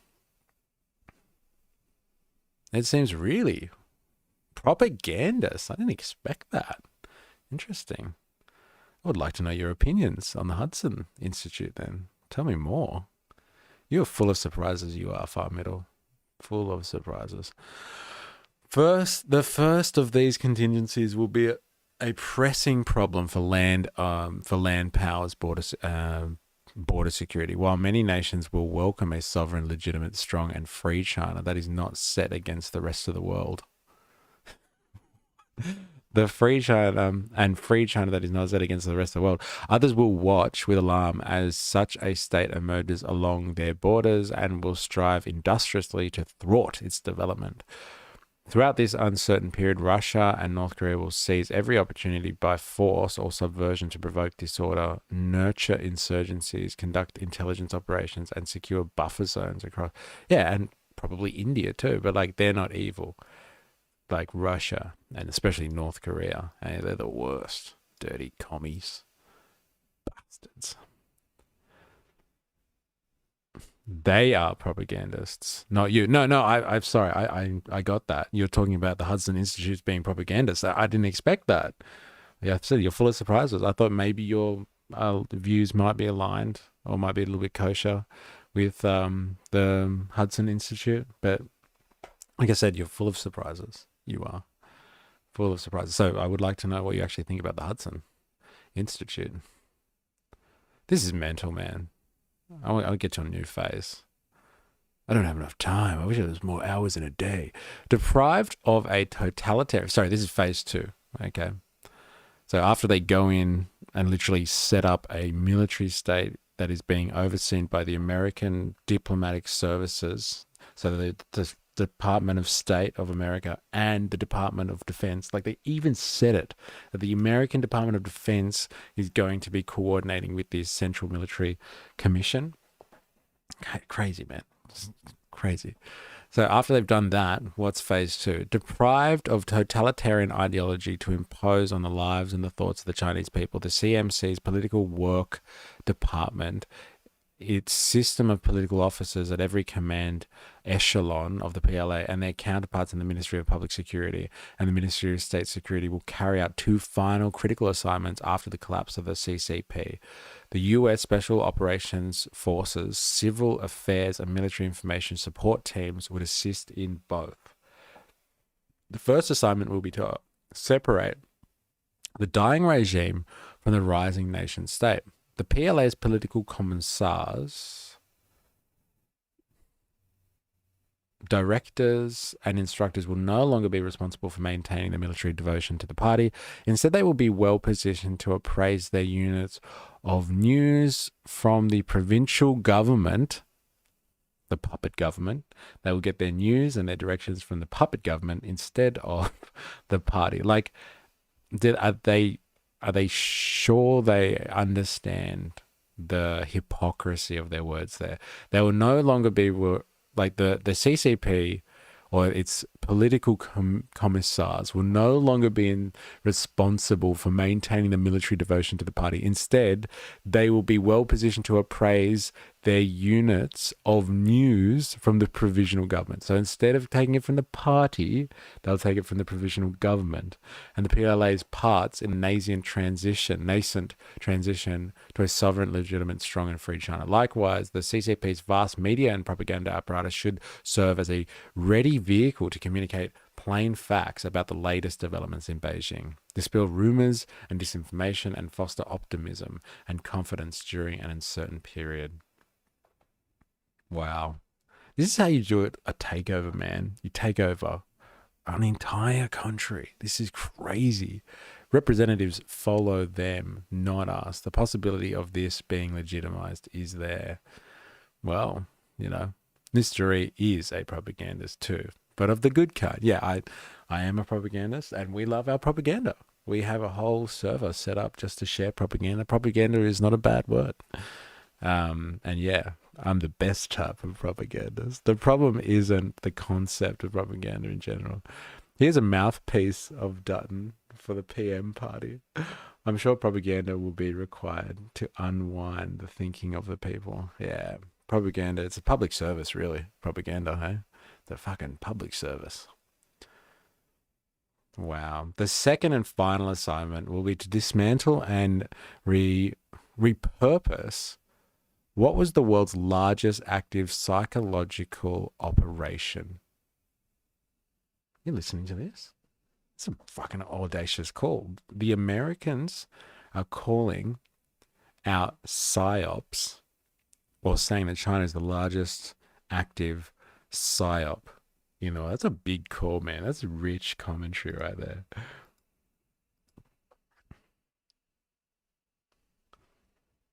Oh, man, I missed that ages ago. Sorry, Avalava, I completely missed the stream chat. Mossad link confirmed. The US is in full manufacturing consent mode. They want to fight China to remain the hegemonic superpower. The recent CHIPS Act to bring manufacturing to the US is how they are trying to cover their ass, as they likely know they will lose. Yes, yes. And that was a Biden thing too, which is interesting, isn't it? So yes, bipartisan support, that one. But apparently Trump has just opened up allowing certain chips back into China, which I think is interesting. He's all over the place, that guy. America, we want to take them for all they're worth. Also, America, why did they react so badly? Who's in the censored comments? Or have I read that out? Oh, the problem is when propagandists try to frame their propaganda as fact, like neoliberals. Yeah, watch out. Check the CC. Do they realize, this is from Wong. Again, tell me how to pronounce your name properly, please. Do they realize that the Chinese has cell phones? They will know everything on social media first. Yeah, they're going to shut down WeChat. That's actually the second assignment we're about to read. This seems like it was written for a very specific audience. The reality in this document exists in the federal government, who is compelled to align with these views as facts. It's a different world. It is a different world. That's what I'm saying. Like, these people are on a different reality, like different plane of reality. They see the world completely differently. But like, there was some screaming hypocrisies there, like that even if you were on another form or plane of existence, you'd have to recognize this hypocrisy. I think America is a good example that you can't just say share facts and info freely and the people will make the right choice. Instead, you get far left, right, and people in government. Don't forget the funny thing about the US, about US mass training exercises that are simulated against China, is that they lose. Yeah, every time. That's pretty funny. They have to make up the results. Well, the HI knows about the Hudson Institute knows about the CCP sorcerers. Damn, they must have some good spy intel. Damn right they do. Damn right they do. My name's pronunciation is closer to Wu-an instead of one. No pressure in pronouncing it right. Nah, I generally ask people for pronunciations. Just try and keep it consistent. But thanks for confirming. Wu-an. I'll try and remember that. I try. Independent, but... Okay, what was the second assignment? Okay, the second and final assignment will be to dismantle and repurpose what was the world's largest... Oh, yes, PSYOP operation. Oh, my God. Li Wenliang famously said, a healthy society should not only have one voice. After communism, the CCP's regime of internet censorship, indoctrination, and mass surveillance will cease, and a global multitude of voices will mingle again across China. One of these will be the forums that eventually replace Voice of America. That's the organization. I brought that up a few times. We've been reading about that in Project 2025. But yeah, Voice of America, whose creation OSS Director William Donovan lobbied for because there was not a single permanent agency to take over in peacetime. Certain of the functions of the OSS has performed in wartime. Another will be Voice of China. So Voice of America. So America spends, I can't remember what it was in their State Department, but they spend a few $1 billion a year on global propaganda. And the Voice of America is split across the various continents of the world, but they spend a lot of time and money. So they spend a lot of money invested in media outlets that go around undermining or supporting, but like in the case of China, undermining the government of the day. So Voice of Asia is one of them. I think it's Voice of Asia. No, Radio Free Asia.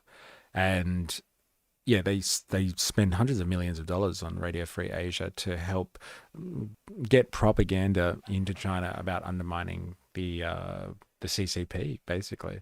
And one of the other important parts of Voice of America is they have a specific funding outlet which is for technology and innovation, and they fund like things like VPNs, and they drop them into the Chinese market so people can get outside the firewall, so they can get, I guess, access to information that's not deemed appropriate or is not censored by the CCP. So I guess that's part of their zero phase at the moment, is just undermining the Chinese government by infiltrating them with media and technology that can get around their firewalls. Independent but supported by the Provisional State Council, Voice of China at its outset should include print, radio, television, and online programs broadcasting the latest announcements, developments, and plans of the provisional government. Propaganda.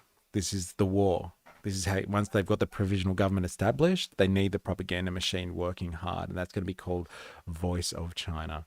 It will report transparently on the momentous affairs of the Chinese present and near future, such as the election of representatives to a constitutional convention. Soon thereafter, an independent free press will take over these functions. The Voice of China should then turn to the past. An office of the historian under its purview should serve as an impartial chronicler of the CCP era sorcery. There's the sorcery word again, eh? Hey, far out. It's really, they're not even trying to use language that's even slightly objective. It's sorcery. The CCP is sorcery. That's what they're saying here. Far out. It's incredible. It's where propaganda is coercion, is sorcery. This stuff is sorcery, apparently. But how can they possibly defeat Tony from LC Sides or that nice blonde lady that just goes around eating food in China? The Cuban station about Castro was hilarious. They made him look good despite dissing him. Yeah, so the opposition, the only difference between the Voice of America broadcaster was the Voice of Cuba, or the Cuba Broadcasting Association. And like they specifically went after the Cubans, and everyone else just had one, the Voice of America. Wow, this is interesting. So this is their propaganda era. The elaborate apparatus of political officers and propagandists in the PLA, intelligence and public security agencies, and United Front Work Department should receive new roles at the Voice of China as guides and interpreters of CCC's long psychological project. An intriguing choice to lead them would be Wang Huning, the fourth-ranking member of the Politburo Standing Committee, chairman of the Chinese People Political Consultative Conference, and chief political theorist and ideological advisor to the three consecutive CCP general executives. No one could offer a better first-person account of the CCP's recent political ideology than Wang, its principal author. In a new China, the memory of the old regime should retain a voice, so long as it is not the only one. Wang should be its representative, aiding China in the important task of reconciling a painful chapter of its modern history.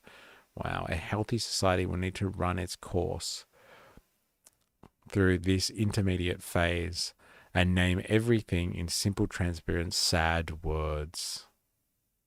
Long ago, as an academic, Wang wrote of the need to combine the flexibility of China's traditional values with the spirit of modernity. This proved impossible under the CCP's misguided trajectory. A second chance in a post-communist China may entice Wang, helping the Chinese people recover a collective memory of the lost decades of CCP indoctrination and informational control. Let's check out Wang here. He's getting a shout out by the Institute, the Hudson Institute itself, saying that he's their guy to convince the Chinese people to come over to a liberal democratic society. Let's have a look. Let's see if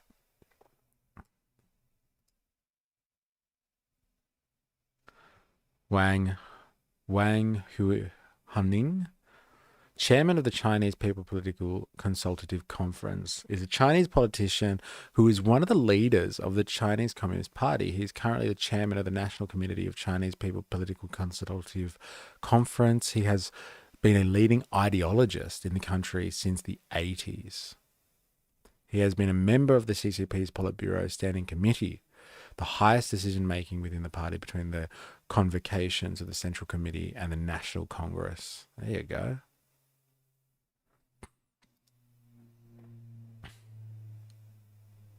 Good on you, mate. Looking good.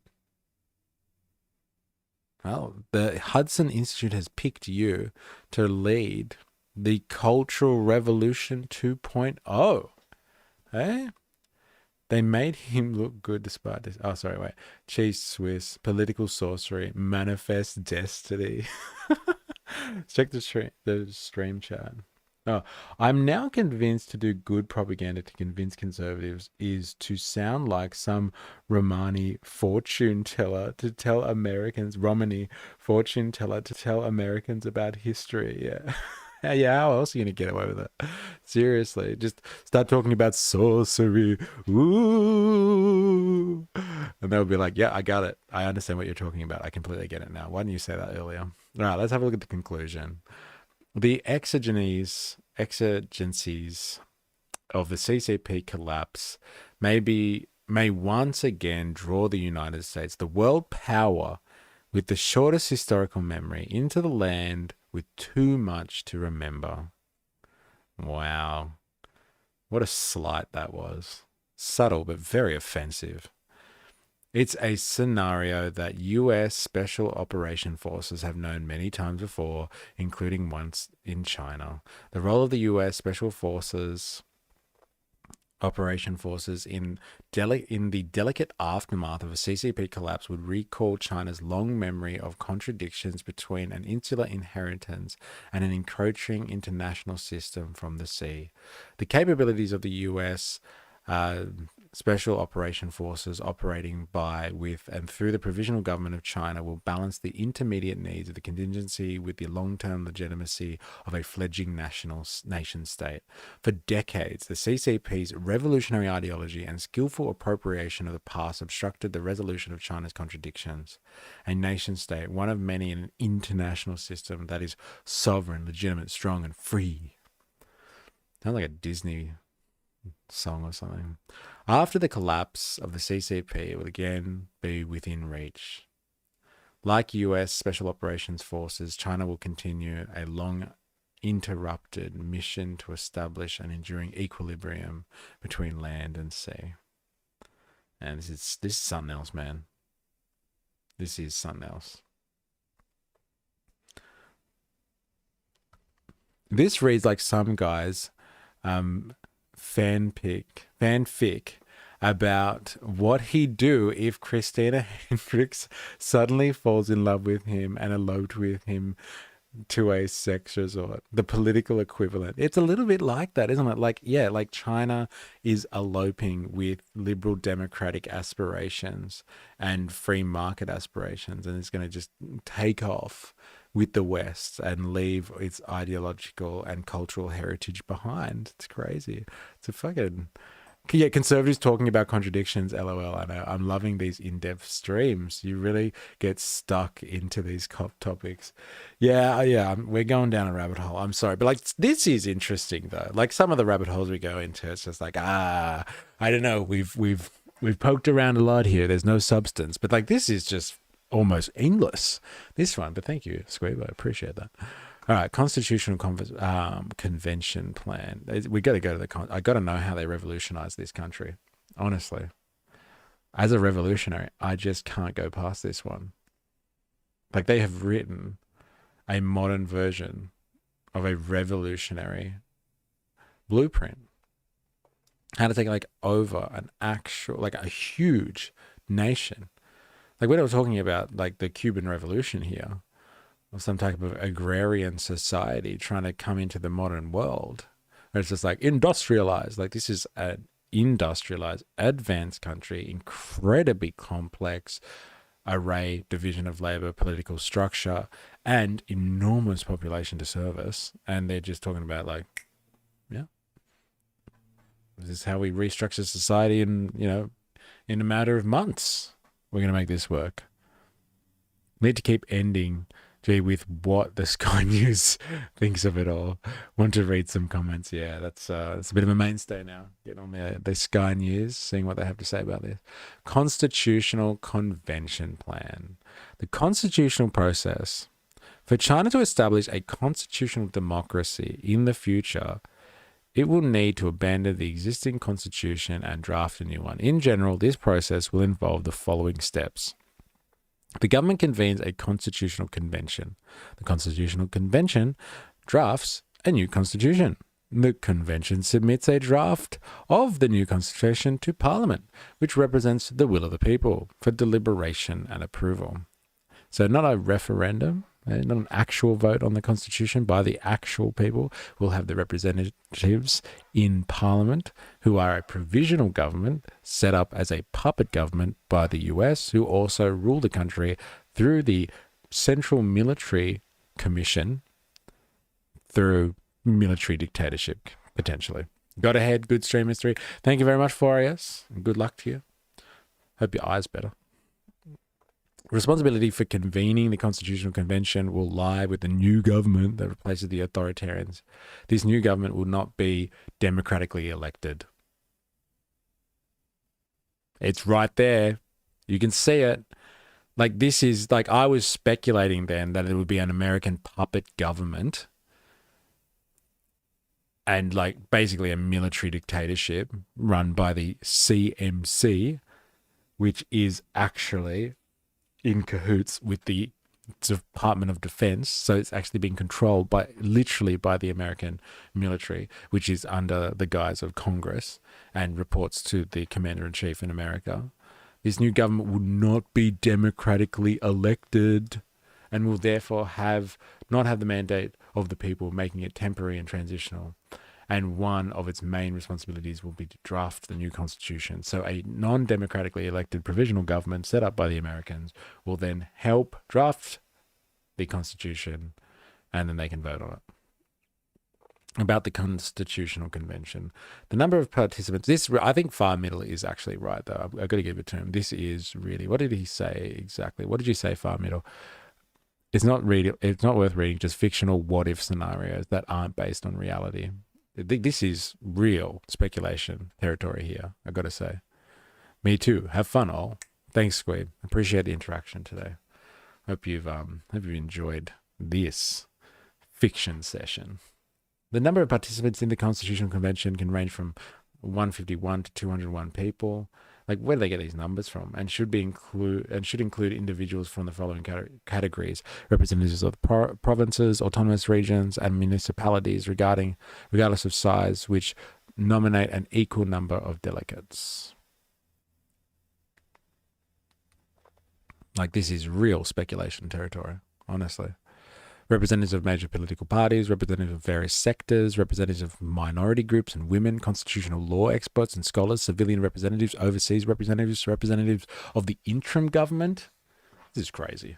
All right, I'm going to put the invite again. We got some new people in here today, I believe, unless you are lurkers and you watch this stuff anyway. But if you're not, here's the Discord. Please come and join in the conversation. Here's an invitation for you. And I'm going to give you my Patreon as well, because I can't really get notifications to you through social media very easily, because that's not how the algorithm works, for better or for worse. I'm not going to judge it like I normally do. Let's just say it doesn't work. So please go over to the Patreon, become a free member there so you can get all of the notifications.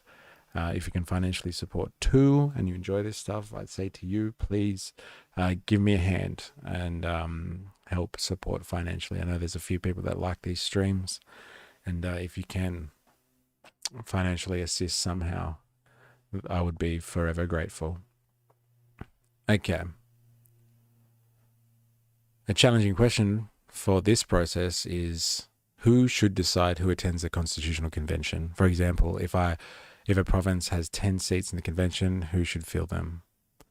For example, should the old CCP cadre decide who will attend the Constitution Convention? Obviously, this is not ideal. However, if the Chinese people do not let them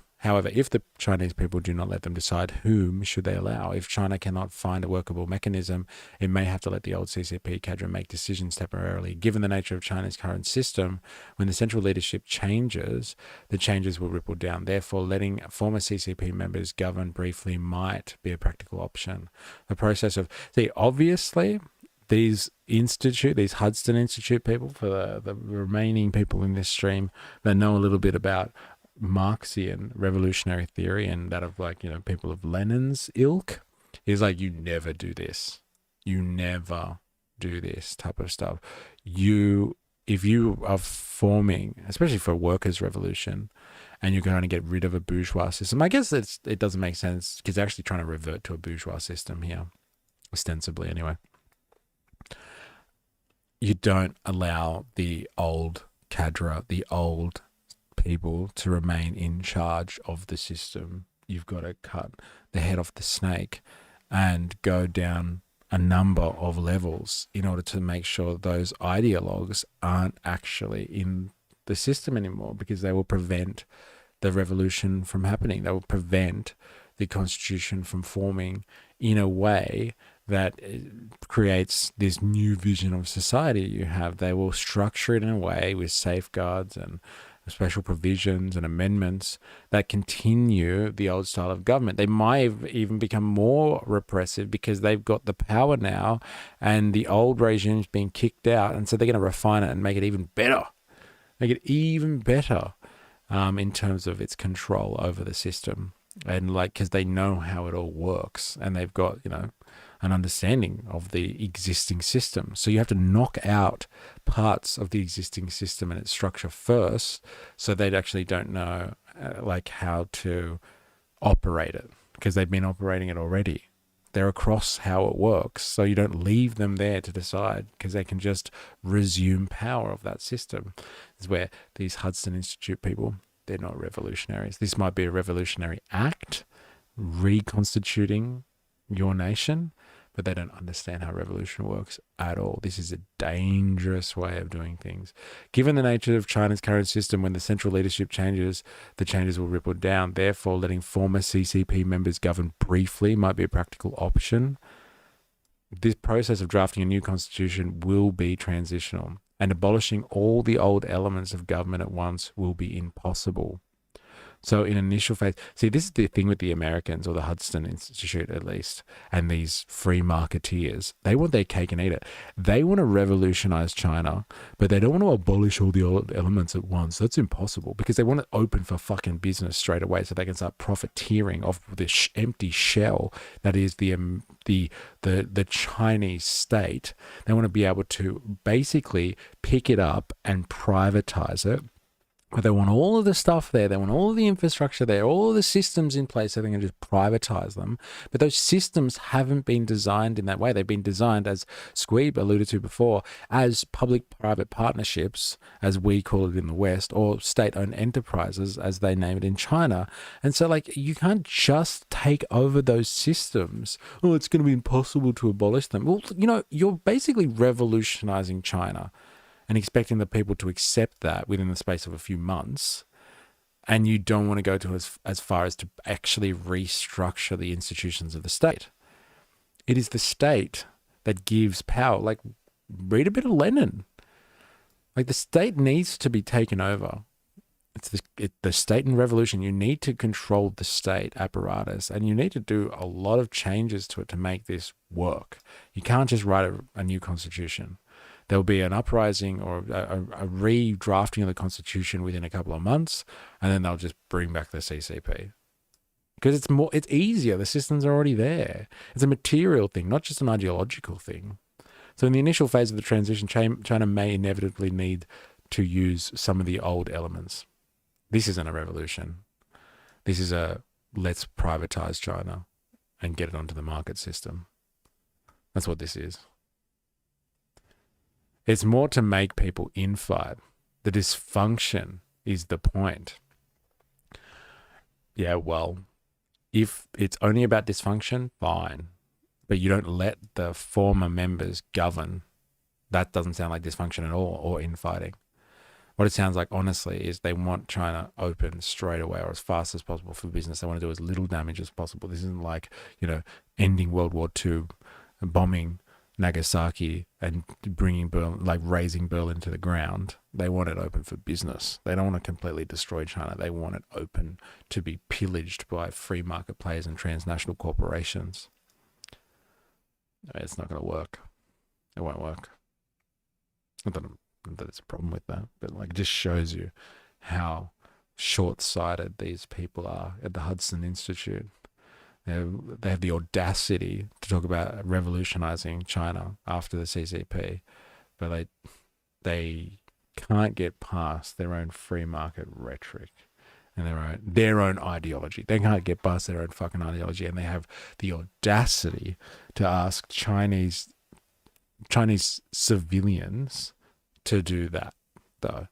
To give up your belief in your society, your institutions, and your political structure that you have fought, died, blood, shed, sweat, broken your backs, whatever. You've given all. You sacrificed greatly for this system, and we're just going to give it up because some Americans, some conservative Americans, think that you're all a bunch of brainwashed ideologues that need to be saved.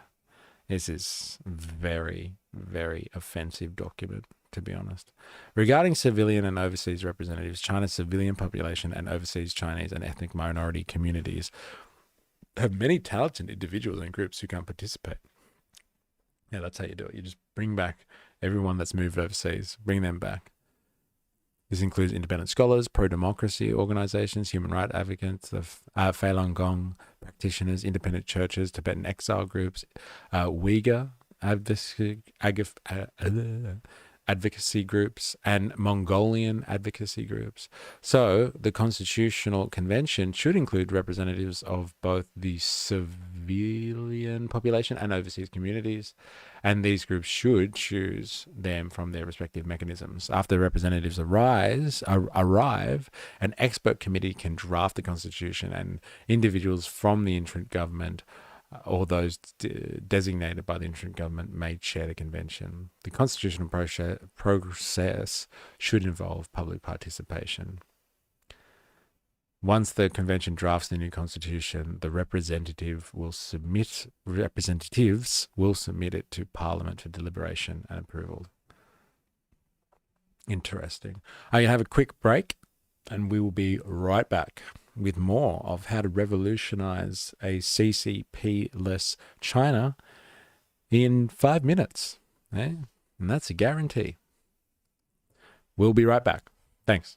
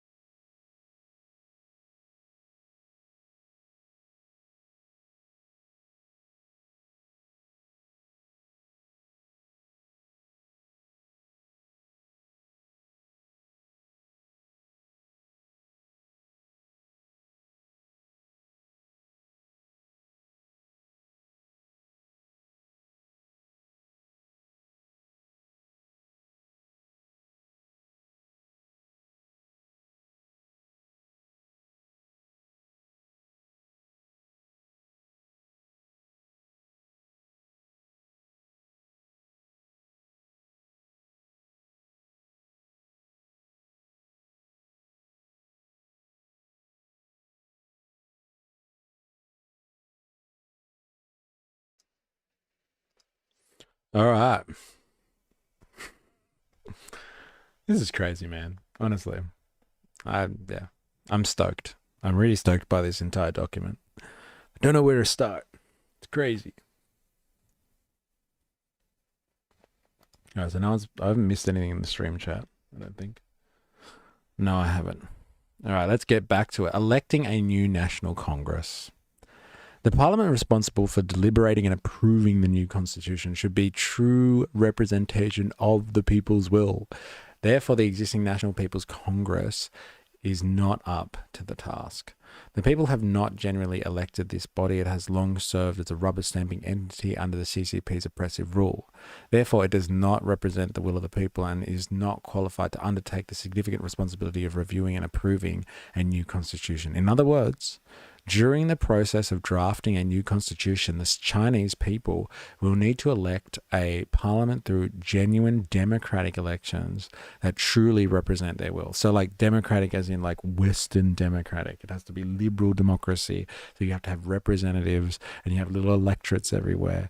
And then so like that's based on geography. So wherever you're from, your little region, wherever you reside, then you pick amongst that community a representative and send it on, as opposed to a party form of democracy, which is a situation they have. If you want to be involved in politics, you join a party. So like that's open. Anyone can join.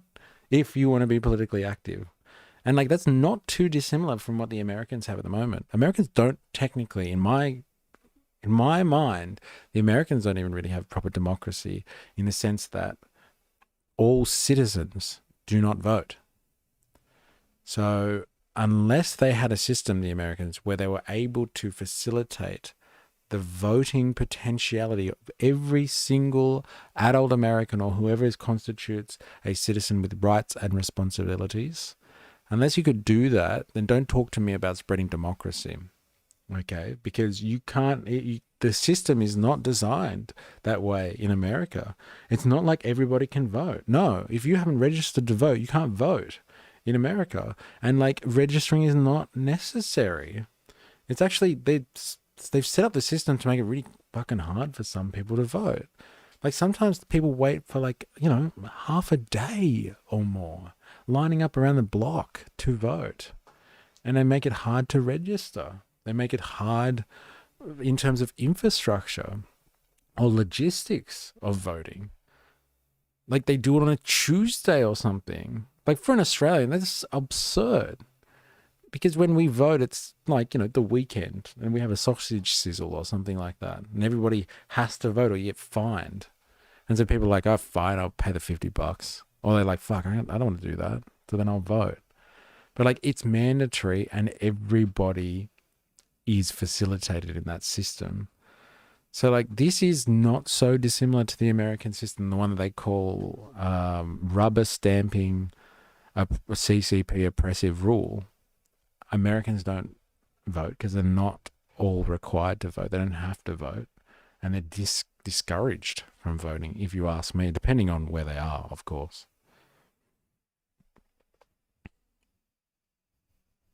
How should China form this parliament, and what rules and procedures should it follow? There are two methods to consider. First, a country can follow the existing constitution.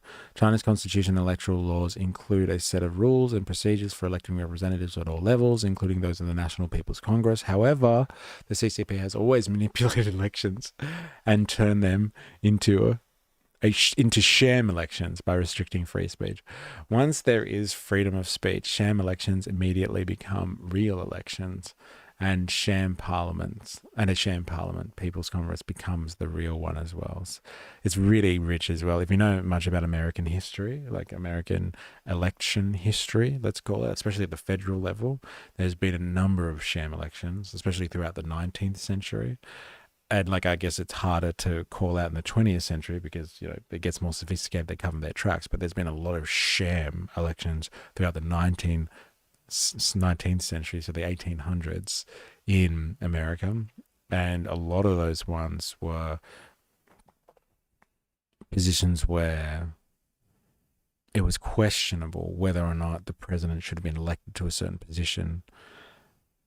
And like the funny thing is the Americans have the Electoral College, which is like a conglomeration of votes from the states based on the size of the states. They get a certain number of votes, and then it's a conglomeration of Electoral College votes in the states helps elect the president of the United States. Let's just use the choice of president, for example. And so like that's not real democracy because you have the states choosing who the president is as opposed to the popular vote. So like the people choosing it, which is interesting to think about because like they're calling it sham elections, which is rich if you think about how the Americans have structured their system, which makes it hard for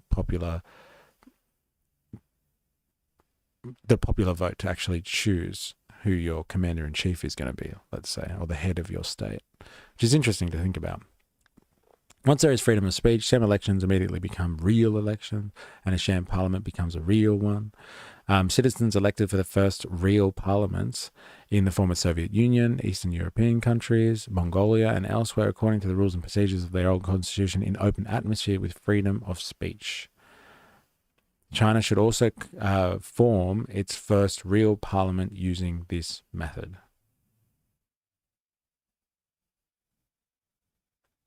It's not the first time we appoint a dictator over an elected leader from another country. Yeah, I know, right? Tell me about it. Tell me about it.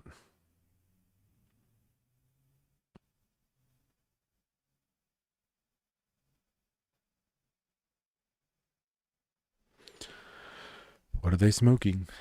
What are they smoking? All right. However, there are drawbacks to this approach. According to China's old constitution and electoral laws, voters directly elect one county level representative, while representatives at the provincial and national levels are indirectly elected. This compromises the ability of the National People's Congress to reflect the will of voters. Furthermore, this method would require 3 consecutive elections. First, representatives of counties, then representatives of provincial governments, municipalities, and autonomous regions, and finally representatives of the National People's Congress. The process would be time-consuming and costly. How good is that American value system there? It's just like, oh man, doing 3 elections for one, for one parliament? Fuck that. That's way too timely. Let's just get our democracy done in one afternoon. Thank you very much. Second, China can propose a new and different method, allowing voters to directly elect representatives to the National People's Congress. This would require introducing a new procedure to elect a parliament before the establishment of the new constitution and corresponding electoral laws. This may seem like a chicken and egg problem. If China uses the second method to elect the real parliament, then this real parliament cannot approve the method.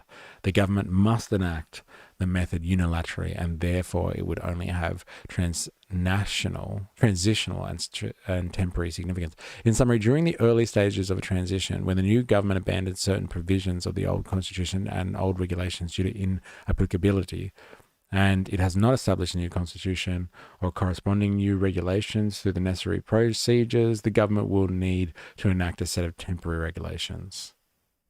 So like, fuck the old constitution, let's just bring in some temp stuff so we can control this properly. There we go. That sounds like the American way. Key points for the new constitution. New constitution should aim to achieve 6 important goals. I think this is important for revolutionaries to get our heads around this type of stuff. It should evaluate fundamental human rights to a paramount position. Inalienable rights, I think the Americans like to say, or the liberal politicians used to say back in the day. Establish a democratic government structure. Just depends on your definition of democracy. A parliamentary system with 2 chambers. Okay, here it is. A Senate and a House of Representatives. The House of Representatives represents the population proportionally, and the cabinet is formed from it.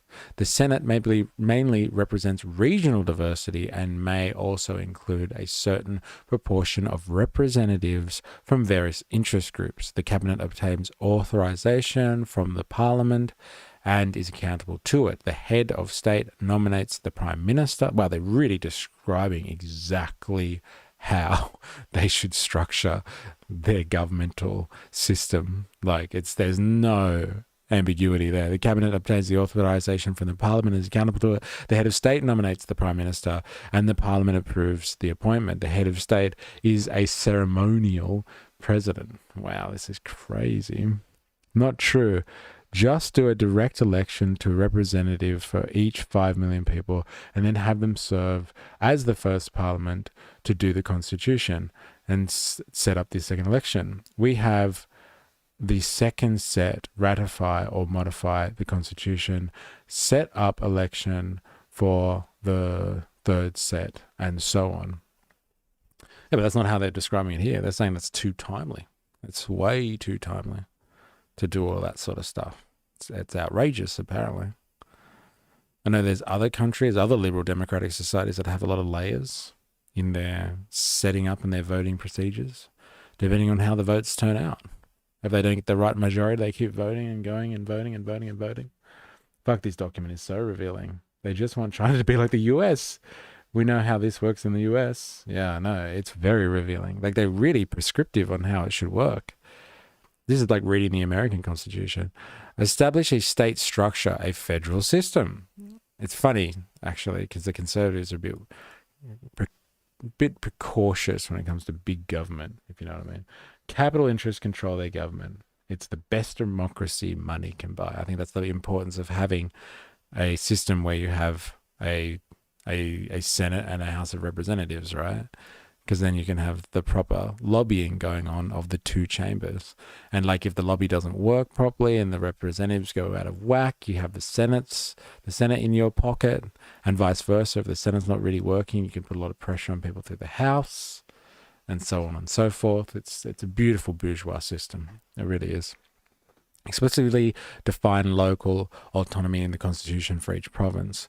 Minority autonomous regions should have greater autonomy in language and script, among other aspects. Hong Kong and Macau should have more autonomy. Taiwan is subject to further discussion. Whew. Wow, they've just said it.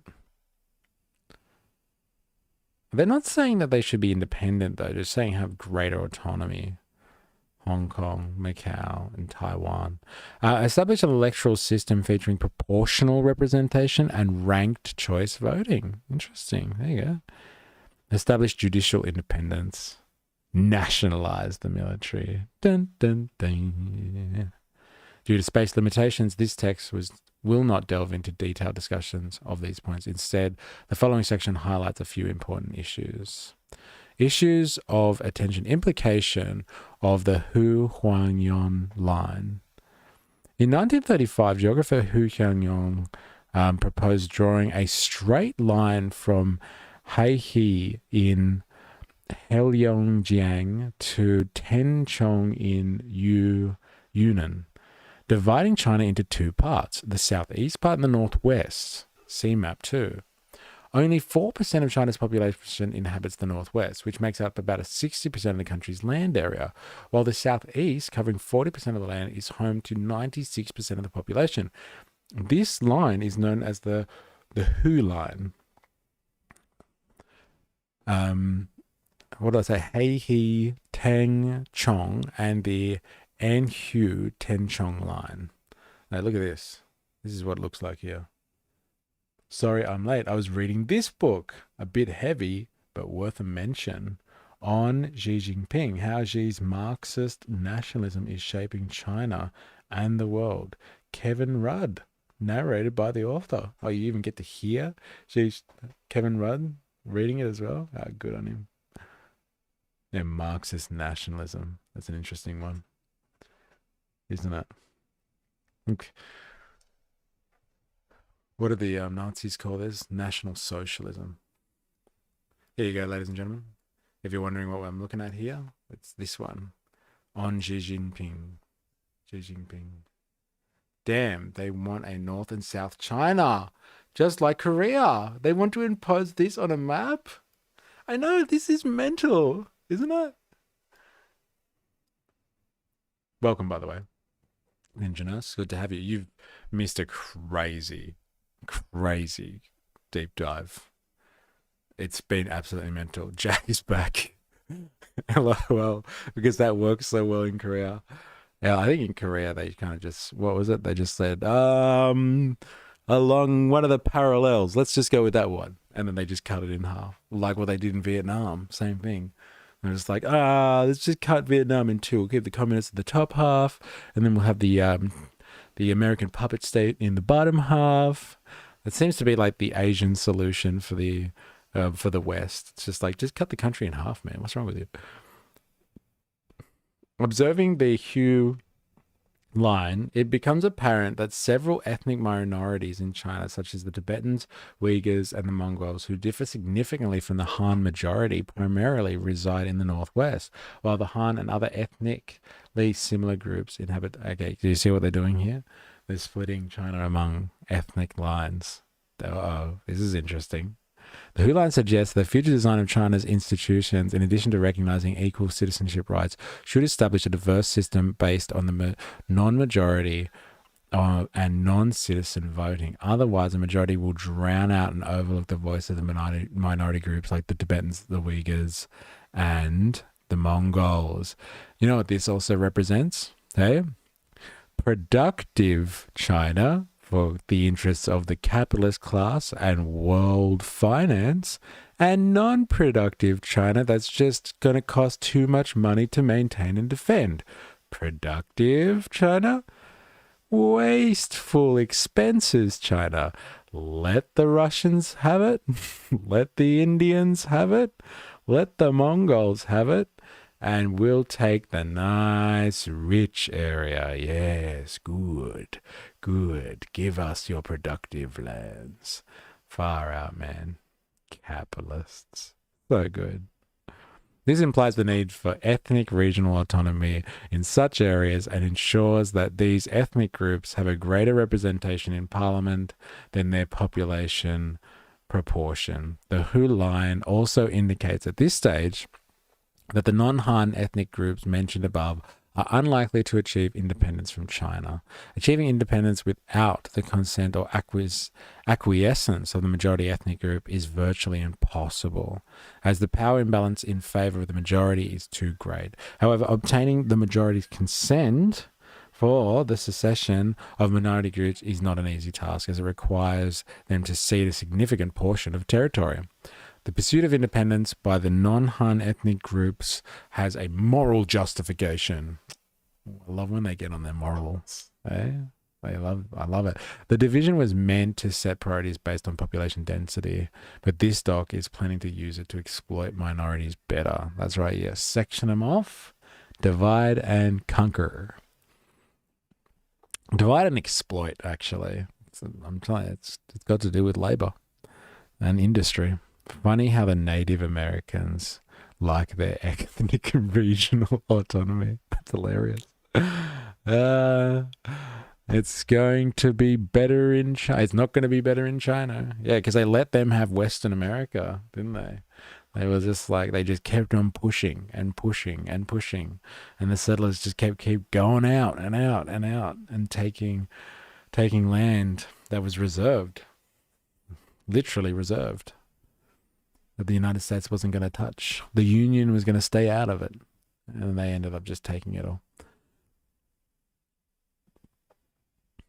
It has a moral justification, okay, the pursuit of independence by the non-Han ethnic groups. But the early stages of the transition of strong Han-centric views of unity are likely to prevail. The authoritarian forces, which the Chinese people have already marginalized, can easily exploit the rhetoric of safeguarding unity to suppress opposition and possibly stage a comeback. Ultimately, the pursuit of independence by minority ethnic groups may face brutal repression, and the overall democratic progress of the country could suffer a severe setback. Therefore, government officials should temporarily set aside complex issues like separatism that can easily lead to zero-sum games during the early stages of transition. Instead, the new government should implement genuine autonomy in non-Han ethnic regions, following the middle way approach that the Dalai Lama advocates. Is that the same one appointed by the CIA? Boundaries of existing administrative regions. The current division of administrative regions, primarily provinces, has some areas of concern and may not entirely rational. However, attempting to redraw these boundaries hastily during the initial implementation of a constitutional democracy could lead to disputes and may have destructive consequences. Therefore, the new government could not change these boundaries while drafting a new constitution. All right, so leave the boundaries, leave the provinces. However, the situation is different when it comes to the division of ethnic autonomous regions. In theory, for a region to become an autonomous region for a particular ethnic minority under the conditions of constitutional democracy, the ethnic minority should make up at least half of the population with voting rights. Otherwise, that minority will struggle to gain majority of seats in parliament. I wonder if the conservatives think about like the relationship between white Americans and black Americans, or Latino Americans and white Americans. Like, this is it. Here it is. In theory, for a region to become an autonomous region for a particular ethnic minority under the conditions of constitutional democracy, that ethnic minority should make up at least half of the population with voting rights. Otherwise, the minority will struggle to gain a majority of seats in parliament through elections, making ethnic autonomy difficult to achieve. Interesting to think about. You have to have at least half of your people being able to vote to make a democracy work in your favor as an interest group. Very interesting.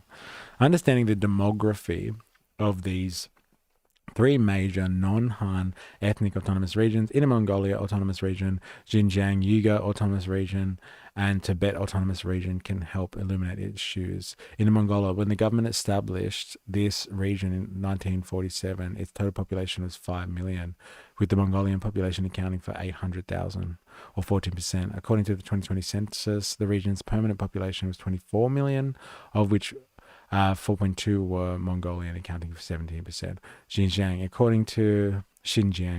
according to the first national population census in 1953, Xinjiang had a total population of 4.7 million, with the Uyghur population of 3.6 million, representing 75% of the population. The 2020 census found that Xinjiang had a total population of 25.8 million, with 11 million Uyghurs, accounting for 44%. Oh, they've gone down. They had a majority.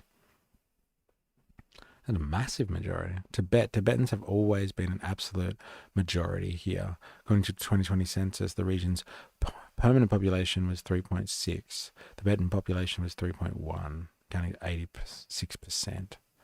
With that in mind, Tibet's boundary does not require revision, while Xinjiang and Inner Mongolia may benefit from boundary adjustments. Oh, here we go. Relation with Taiwan. Are you ready? Here's the real juice. Here's the meat. It's wild to follow political advice from the Dalai Lama, whose governing model contains slaves. Yeah. A very interesting class society going on there in Tibet, right? But that seems to be like the way of the land for a lot of those kind of subcontinental, almost northern continental ethnicities, I guess you say, or cultures around there. Very distinct class systems. Relationship with Taiwan. Due to over 70 years of separation between the two sides of the Taiwan Strait, the people of Taiwan have grown accustomed to their separate existence. Even if mainland China was to transition into a democratic constitutional system, the people of Taiwan may not immediately choose reunification. Therefore, in the early stages of establishing democratic constitutional governance on the mainland, it is advisable not to prioritize reunification, but to maintain the status quo. Currently, according to the existing constitutional system of the Republic of China, mainland China is also part of the territory. According to the Constitution of the People's Republic of China, Taiwan is part of the PRC's territory. Since both sides claim the same territory, they both consider it one country rather than two. Additionally, Taiwan's constitution declares that Taiwan territory falls under its jurisdiction, indirectly acknowledging that mainland China is not under its jurisdiction. This effectively acknowledges the PRC governance of the mainland. In other words, Taiwan recognizes the existence of the PRC government. On the mainland side, the PRC effective governance has always limited to the mainland territory and has never extended to Taiwan. However, the PRC government has not legally recognized this status quo. The new government should legally acknowledge it. There you go, straight off the bat. This is what the American policy states as our foreign protectorate. We will tell you that you need to acknowledge Taiwan's sovereignty. There it is. The new government should acknowledge it. It should recognize that the mainland territory is within its jurisdiction, while the territory of Taiwan is not. In other words, the new government should acknowledge that the territory of Taiwan falls under the jurisdiction of Taiwan's government, not the PRC government. This is the concept of one China, two governments, or one country, two administrations, similar to the relationship between the two Koreans.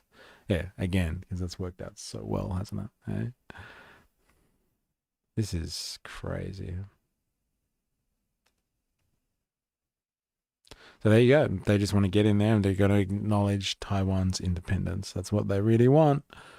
The Chinese Communist Party, in a time of great change, in the context of China's future transition to democracy, oh man, the assumptions in this document, it's crazy. It is highly likely that the CCP will cease to exist, drawing from the historical experience of the Soviet Union, Eastern Europe, and Mongolia. When countries under communist rule experience significant transformation, the rule. Oh, so that's what this is all about. That's what this is all about. The Hudson Institute is basing this all on historical precedent. Russia fell, Russia's gone. The Soviet Union ceases to exist. All of the Eastern Bloc countries, they're all gone. They rejected communism. They embraced the free market. China will do the same. It's just a matter of time, really. That's where the logic is. I think that makes more sense now, because before it really was, as you've been alluding to, that they're just on drugs. They're smoking something. But maybe that's how they see it. It was just a matter of time. It's all determinism. The Soviet Union was going to implode under the weight of its own contradictions and the irresistible force of the free market. And so will China. China won't be able to resist the free market. It's the free market, baby. It's the best goddamn system in the world. So that's what it's all about. It happened in Russia. It's going to happen to China. The ruling Communist Party often disbands, undergoes complete rebranding, or changes its name and symbols. There are a few instances where the party retains its name and maintains a significant presence in politics. The Russian Communist Party is one such example. However, the current Russian Communist Party is not a direct continuation of the Soviet era, CPSU, but was re-established in 1993, and many of its prominent figures were dissenters during the Soviet era. Moreover, the political agenda and stance differ significantly from those of the CPSU. For example, the contemporary Russian Communist Party advocates for private property rights, endorses multi-party democracy, and supports a market economy. Some Russian scholars argue that the current party is a predecessor, Scholars argue that the current party and its predecessor are effectively two distinct political entities.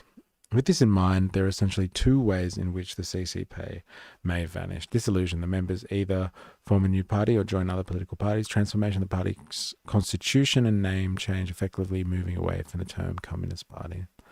The CCP's name has garnered a negative reputation over time. According to who? Hey? Anyone? According to these guys, does the CCP have a negative reputation? Making association with it unattractive for many, people in business. Furthermore, the original constitution of the CCP includes clauses that uphold authoritarianism and oppose democratic principles, which would need to discard in the process of transformation. The CCP's constitution also promotes a communist ideological framework, even though communism as an ideology has largely become obsolete. They keep referring to them as communists on one hand, but then say that communism is obsolete. But they're acknowledging the existence of the Communist Party in almost every single sentence in this document. So which one is it? Does it exist or it doesn't exist? Is communism a thing or is it not? Because right now, the problem is that American hegemony is being threatened directly by communism, if you think of communism as the CCP. So which one is it? Are they a threat or not? Because if it's not communist, don't worry about the CCP. It's not really communist, and all of this document is just a waste of time. What are you worried about? In practical terms, the CCP has already deviated from communism, so it's highly likely that any future amendment to the party's constitution will remove all references to communism and its guiding role. In some other communist countries, the communist parties have names like Workers' Party, Labour Party, Socialist Party. Ooh, Labour Party. Dun, dun, dun. Socialist Party. With no explicit mention of communism. Dun, dun, dun. These parties may not necessarily change their name after a shift in ideology or policy. However, the specific inclusion of communist in the CCP's name would make a name change imperative. Should the country's name change? This is highly speculative. Oh my God. Many communist countries changed their names after transitioning to democracy. For example, the People's Republic of Bulgaria became the Republic of Bulgaria. The People's Republic of Hungary became Hungary. The People's Republic of Albania became Albania. And the People's Republic of Mongolia became Mongolia. It is ironic that countries with peoples in their name often do not represent the people. That was a cheap shot That was a cheap shot. It is ironic that the countries with peoples in their names often do not represent the people. That was cheap. The removal of the word signifies a shift towards a truly people-orientated government. If the People's Republic of China were to change its name by removing peoples, its name would become the same as the English translation of the Republic of China, Taiwan. Considering that mainland China's transition to democracy may not necessarily coincide with reunification with Taiwan, this name change might pose a challenge. Charter 8 suggests the name Chinese Federal Republic as an alternative. Fuck, they're even trying to rename it as well. This is crazy. It really is. The Corporates Republic, that's it, the Corporates Republic of China would be the Hudson Institution. Yes, the Corporation of China. The Corporate Republic of China. That's got a nice ring to it, actually. You're right. A very nice ring to it, I must say. That's very interesting. Wow.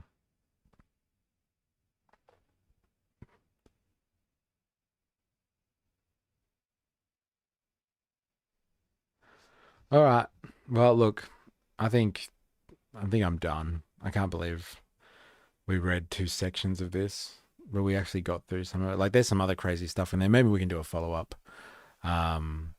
Maybe we can do a follow up on this one. For anyone who's new that's been watching this, Wu An, that's you. If you've been watching this and you've enjoyed this, please consider subscribing. Anyone else who's new has been watching this as well, please consider subscribing. I put the invitations to Discord and Patreon a few times in there, so please go over and join the conversation on Discord and become a free member on Patreon, please, so I can get notifications to you. But yeah, this has been very interesting. This is scary. This little, hey, let's just chop China in half kind of thing. So that's the real plan here. Is they unify Taiwan. They recognize Taiwan's independence as a different nation state that can be used in part of the global economy and supply chain. And then they section off the productive part of China, the industrially productive part of China that basically produces most of the commodities for the world, if not helps in the supply chain of most of the commodities in the world, like massively helps in that supply chain. And so this is where all the surplus value, the real value, is produced in a capitalistic economy. None of this financial system stuff that happens in the actual like imperial core, like in London or in Wall Street or something like that. No, none of that financial bullshit like that just moves capital around. But like this is where the real capital ends up and produces like the surplus value, and the real value is produced here. And they want to just cut it off. Like, this is capitalistic takeover 101, ladies and gentlemen. And China, you are on the hit list. This is on the Hudson Institute hit list. They have imagined a scenario where China's sovereignty is gone. Fuck the UN. Fuck the rules-based order. China's gone. It's going to collapse under its own weight. No external pressure at all. And what are we going to do with it? What are we going to do with the leftovers? Cut it in half and make it democratic, so it can be controlled by foreign influence, capital flight, capital investment, and literal imperial pressure from the American machine. This is their playbook. It's audacious. And let's go back to our thought experiment from before, from the great people of Counterpunch over here. Like, could you imagine if the Chinese wrote a document like this, a 128-page document that talks about, like, when the American empire falls, how China could go in there, split the country into certain regions, and bring, a people's republic to America?